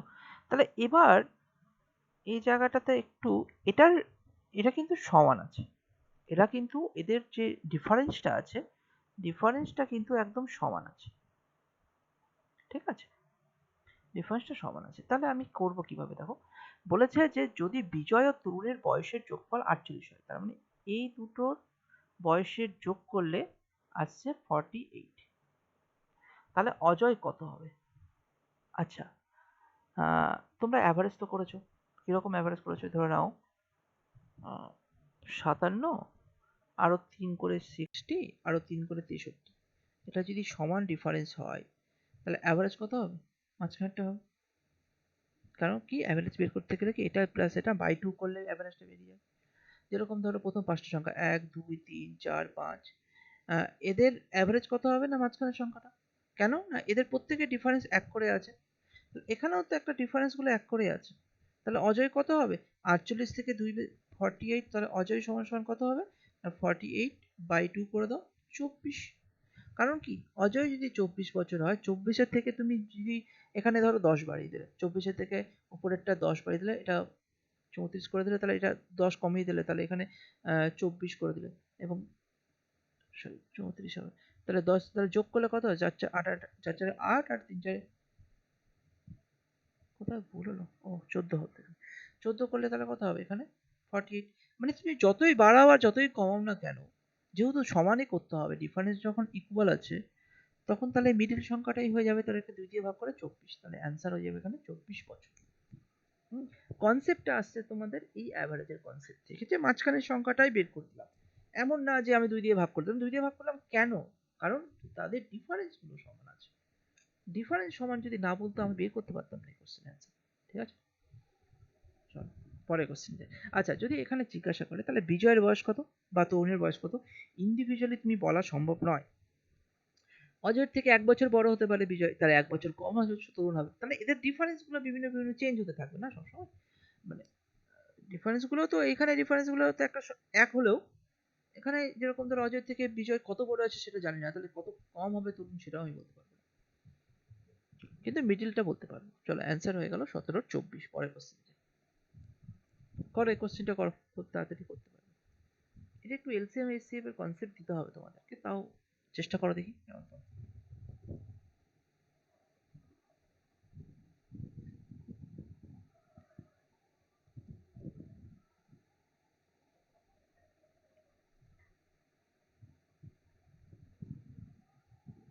তোমার তো লসাগু গসাগু হয়নি, 3 নাম্বার চ্যাপ্টার চলছে।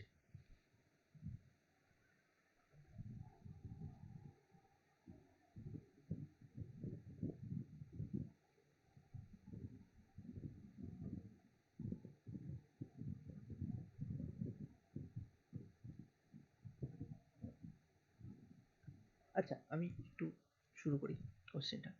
এখানে বলেছে দুটি সংখ্যার অনুপাত 76 হবে স্যার এই 20 নাম্বার। কত কত 76।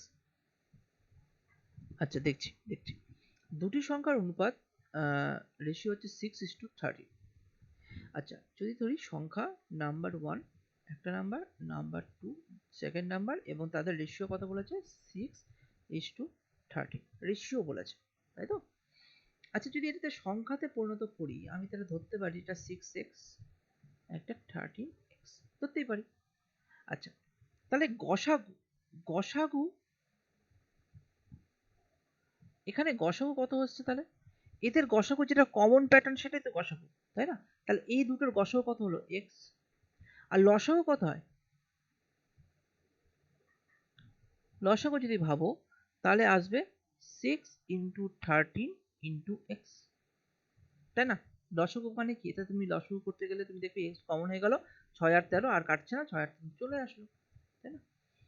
তো তাই না, 6x আর 13x, তাহলে তুমি এখানে x কমন হয়ে গেল মানে এটা গসাগু, তাহলে পড়ে থাকলো 6 আর 13, তাহলে লসাগু কত হলো? সবগুলো গুণফল, তো সবগুলো গুণফল মানে 6 × 13 × x, সবগুলো গুণফল।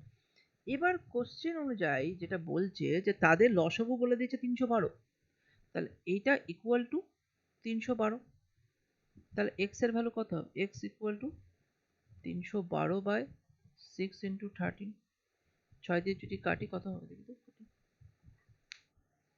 এটা যদি তুমি প্রথমে 13 দিয়ে কাটতে পারো, 6 দিয়ে কাটছিলাম সুবিধা হবে।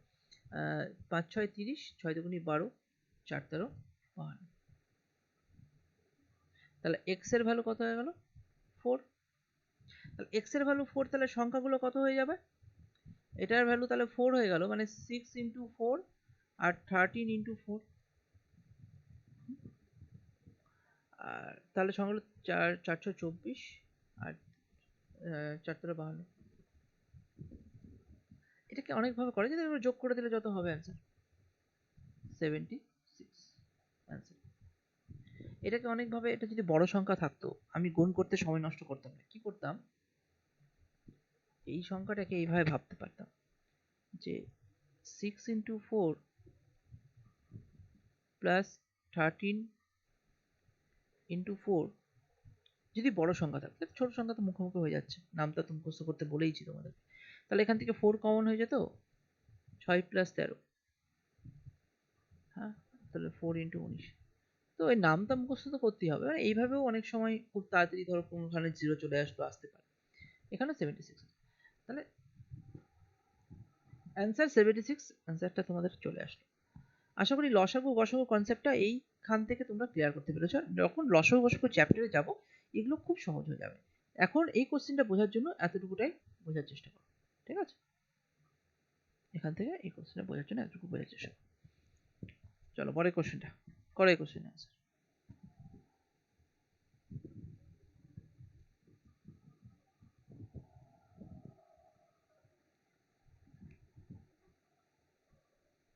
মুখে মুখে অ্যান্সার হবে, খাতা পেনের দরকার নেই এই কোশ্চেন।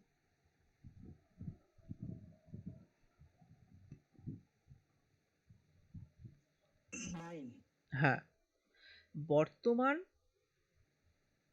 আর এটা পরে যদি আমি ভাবি,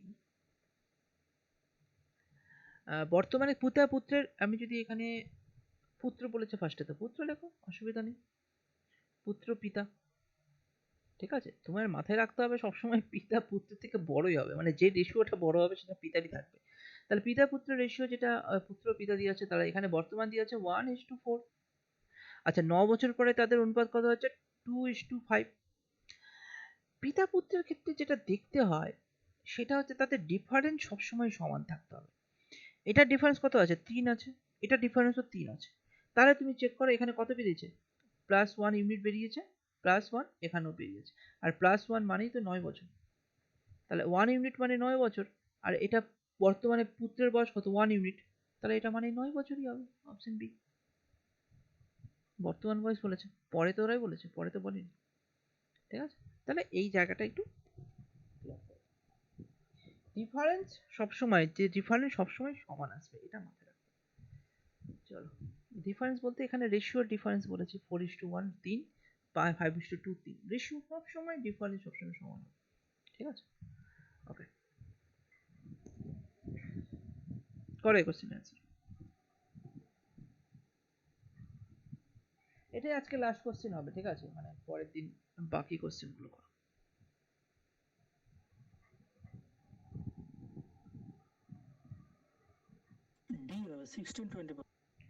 ডি আসছে, দেখে নিচ্ছি, ডি আসছে, কি বলছে? দুটি সংখ্যার অনুপাত 2:3, ফার্স্ট নাম্বার, সেকেন্ড নাম্বার, দুটি সংখ্যার অনুপাত কত বলেছে? 2:3। যদি সংখ্যা দুটির প্রত্যেকটিকে 8 যোগ করা হয় তবে তাদের অনুপাত 3:4 হবে। তো 3:4 হবে, এবং এই জিনিসটা 8 যোগ করতে বলেছে, এখানে +8 যোগ করতে বলেছে, এবং এই 8 মানেই কিন্তু এখানে 1, তাই না? 1 ইউনিট আসছে না, 3 থেকে 1 বাড়ছি, 3 থেকে এখানেও +1 ইউনিট, এটা যদি ইউ ভাবি ইউনিট, তাহলে 1 ইউনিট মানে 8। তাহলে বলেছে সংখ্যা দুটি হলো, সংখ্যা দুটি মানে আগের রেশিওটাই জানতে চেয়েছে অবভিয়াসলি, তাহলে এখানে এটাকেও 8 দিয়ে গুণ করবে, এটাকেও 8 দিয়ে, যদি পরের রেশিও জানতে চায় এটাকেও 8 দিয়ে গুণ করবে, এটাকেও 8 দিয়ে, কিছু না বললে আগেরটাই হয়, বর্তমানটাই হয়, এটাই হয়। তাহলে এখানে কত হবে? 16 আর 3 24, তাহলে এটা অ্যান্সার। এগুলো এক্স ধরার দরকার নেই, এক্স ধরে তুমি তাহলে কি দরকার, মানে এখানে তুমি 2x করলে বাই 3x করলে, প্রত্যেকের সঙ্গে কত করে যোগ করতে বলেছে না? 8 বছর করে, তো প্রত্যেকের সঙ্গে 8 বছর বা যাই হোক 8 যোগ করতে গিয়ে যখন আসলো 3/4, তো সেখানেও তোমার একই তো আসলো না? তো 4 দুগুণি 8, 8x প্লাস 8 দুগুণি 4 32, 32 ইকুয়াল টু 3 তারিখে 9x ইকুয়াল টু 3 24, তাই না? তাহলে এখান থেকে 9x এদিকে আছে, তাহলে এটাকে এদিকে নিয়ে আসি, এটাকে এদিকে নিয়ে আসি, মানে এটাকে এদিকে নিয়ে আসবো, এটাকে এদিকে নিয়ে আসবো, কেন না? এক্সটাকে মাইনাস করতে যাবো কেন? এটাকে এদিকে আসলে মাইনাস হয়ে যাবে না, বড় সংখ্যাটা ওইদিকে রাখতে হবে। তাহলে তুমি এটাকে লিখতেই পারো, এক্স বিয়োগ করে দিলে 9 থেকে এক্স ইকুয়াল টু, এটা বিয়োগ করলে কত আসবে? 32 থেকে 8 চলে আসছে, এক্স ইকুয়াল টু 8 চলে আসছে, একই ব্যাপার, এটা তো মুখে মুখে হচ্ছে, এটা এত কিছু করার দরকারই নেই। আশা করি আজকের ক্লাসটা তোমরা বুঝতে পেরেছো। আমি ভিডিও আজকে আপলোড করে দিচ্ছি, একটু পরে পিডিএফ দিয়ে দিচ্ছি। প্র্যাকটিস করতে থাকো। আর তোমাদের যে নোটিফিকেশনগুলো এখন নোটিফিকেশন বেরোলো কি বেরোলো না এইসব খবরের দিকে যেও না। বেরোলে বেরোবে, তোমার কম্পিটিশন, তোমার যদি কমপ্লিট থাকে প্রিপারেশন তারপরে এই জিনিসে যাও। আগে নিজের প্রিপারেশন কমপ্লিট করো, যে কোনো এক্সামের জন্য করে নাও প্রিপারেশন কমপ্লিট, তারপরে তোমার নোটিফিকেশন নিয়ে অত ঘাবড়াবে যে কখন আসবে কখন আসবে না। তোমার প্রিপারেশন না হলে তোমার যদি কালকেও পরীক্ষা হয় তুমি ঠিকঠাক দিতে পারবে না। তো প্রিপারেশনটা কন্টিনিউ রাখাটা খুব দরকার। আর প্র্যাকটিসটা কমপ্লিট করে নাও, তারপরে যে কোনো বই থেকে তুমি প্র্যাকটিস করতে থাকো, নিজের প্রিপারেশন চালাও। ঠিক আছে, চলো তাহলে আজকের ক্লাসটা আমি এখানেই কমপ্লিট করছি। বাকি ক্লাসগুলো নেক্সট দিন আমি কমপ্লিট করবো।